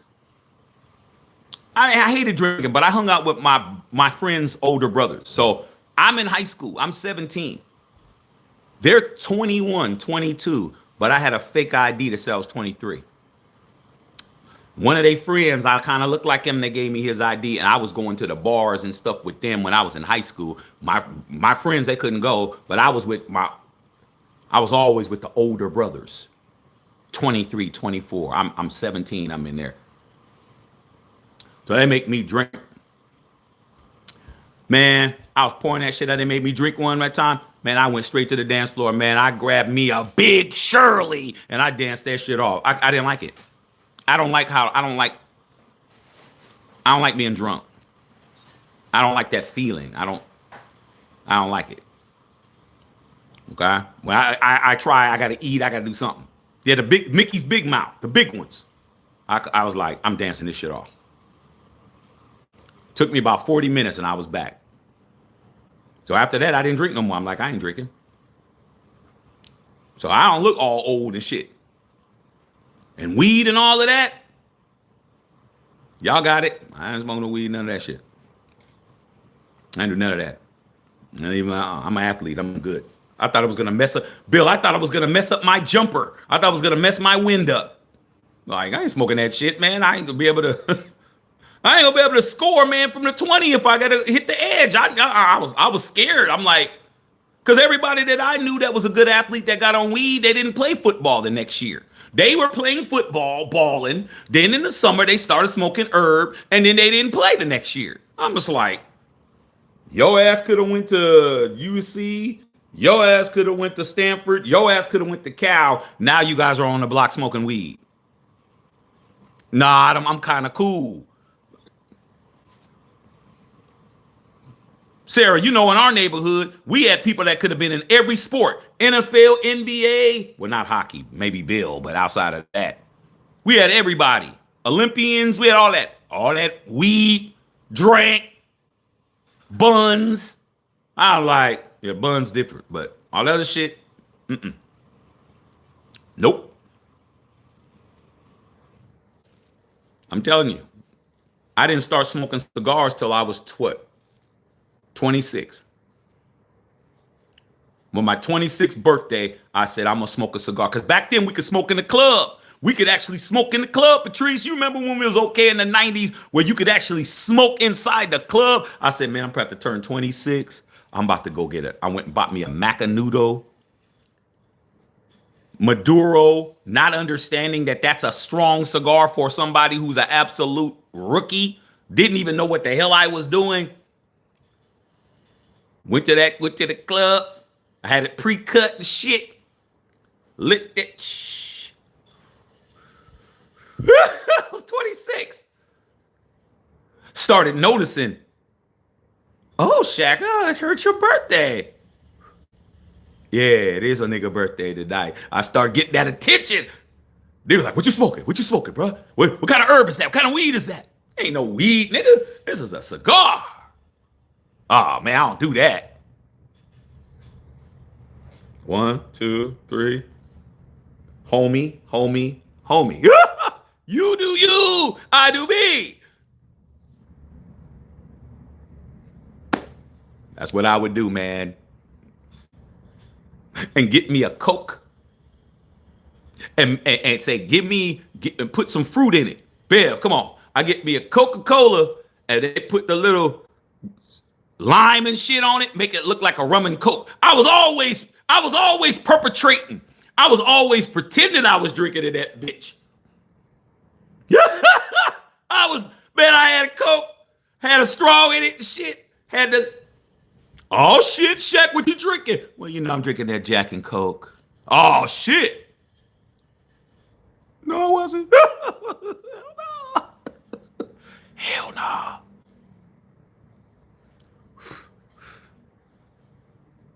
Shit, I had my shit right. 28 came, had to do something different.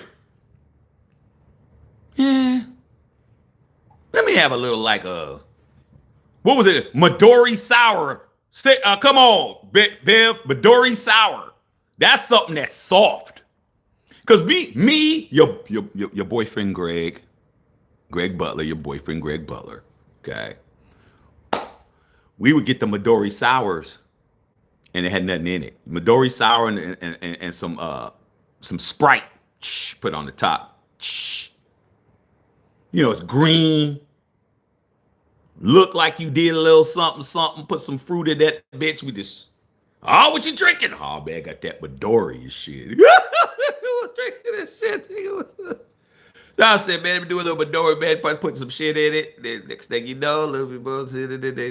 Then I started fooling with you, and your ass was giving me those damn big ass Long Islands. One of those a night. That's it. Okay, that's it. So that's how I got into it. But I was already 30s. I was 31, 30, by then, 32. So, but yeah, man, that's why I don't got no wrinkles, man. Go look at your face. Go look at your face, dog. You ain't as old as me. Ask your mama. Okay, trust me. You ain't as old as me, but you don't look. My eyes look the same. Then they look when I was 20. Because I don't live that hard life, dog. All that shit make y'all mugs look old. You look old as shit. I don't look old.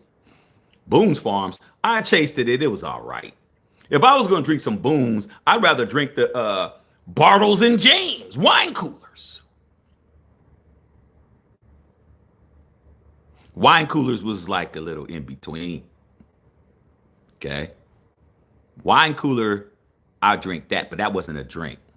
That was a shoopy doobie drink. That was a, hey, you want to get some wine coolers, and you sip the wine cooler, and I ain't had too many of those because I knew it had malt liquor in it. Now, that's what malt liquor in it. I was like, gotta be careful with those.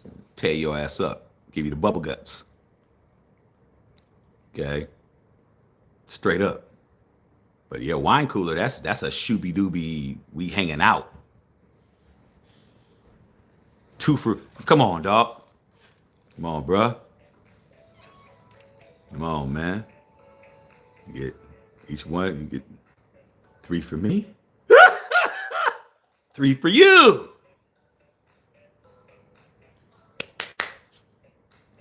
That's different. I'd never finish mine. You can have the other 2. Here.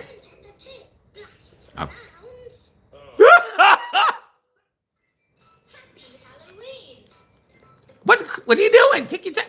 I'm getting to it, shit.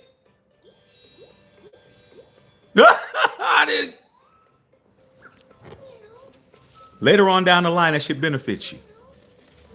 All that hard shit y'all do, all that blacking out and being loud and all that shit y'all do, smoking up everything. Y'all look old as hell. Old as shit. Not me though. Not me at all. All right, I didn't play. Okay, straight up. All right, man. Yeah. Bev's Long Islands was ridiculous. There wasn't no 2 because she always did this with me. Bev, y'all did the count that y'all do. Bev do this with me. Yeah, Bev, and then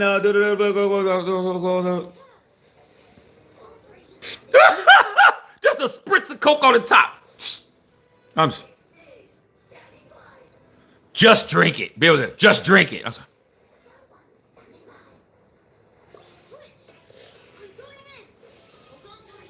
She laughed every time. Now I'm like this. Bill, when we were in Vegas, Bill, eat trip. What is the Thomas? They had me faded in Vegas. I had not been like that. I can't even remember the last time I've been like that. I'm so much in control. I'm so much of a control freak. I'm a person that needs to control my shit. I got to be in control. I have to be in control. I can't be out of control. I have to be in control. If I'm not in control, I go crazy. I have to be in control. I can't be the person that walking around and I can't control shit. No, I need to be in control, bro. Fuck all of that.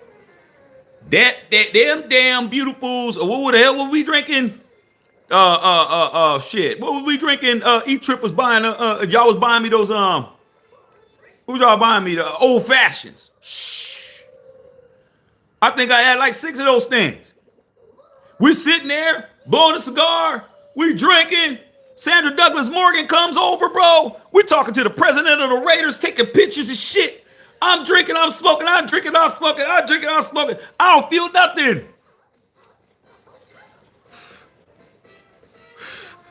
I feel shit. When I got up, I still didn't feel nothing. When we got to the door, I started, wait a minute, shit. The fuck was going on? Ain't no way in God's green earth if I didn't, if Bill, if you wasn't there, with the top, you wasn't there, E-Trip, I had just met you. There's no way in God's green earth. I ain't had nobody there. I needed to have somebody that's known me as long as Bill. Bill's known me since 6th grade. There ain't no way I ever be like that and not have nobody there around me that I could trust. No way. I don't do that. No way. But I was like, man, I got to eat. I was like, man, we got to find a place to eat right now. An In-N-Out burger, bruh. Something. And what did we do? We went at the In-N-Out burger, bruh. Sure did. Sure in the hell did, bro. There was no way. I had to eat something, though. I ain't that type of cat. But I was like, whoa. Thank God I wasn't driving the shit. Like, man, damn. Them drinks was good as shit up in there, bro. Cigars were good. The drink was good. I had a great time, but don't expect that shit. Don't expect that shit too often, bro. It had been, I can't even remember. My wife has never even seen me like that. I'm too much of a controlling person, but shit, we just got our asses whooped. Fuck it. Well, actually, it wasn't. It was the night before, actually. But that was great. Had a good time. Good time. But yeah, man. That's how you stay. That's how you stay looking good, Justin Saw, when you're your daddy's age. You ain't got to be the one that's drunk every damn night. You ain't got to be him. You ain't got to be the one that's doing everything under the sun. Take your ass to bed. Get some sleep. Okay? Trust me. Like I said, not a wrinkle nowhere. Look. Is this AI? Bill, is this AI right here? Come on, dog. Come on, man. Still look the same, bro. Still. All right, man. Let me get up out of here, man. Been out here 3 hours and 21 minutes on a boo-boo ass game. I'm still watching Houston and Denver. Good game, bro. Houston 91, Denver 92. It's on Peacock. Better check it out.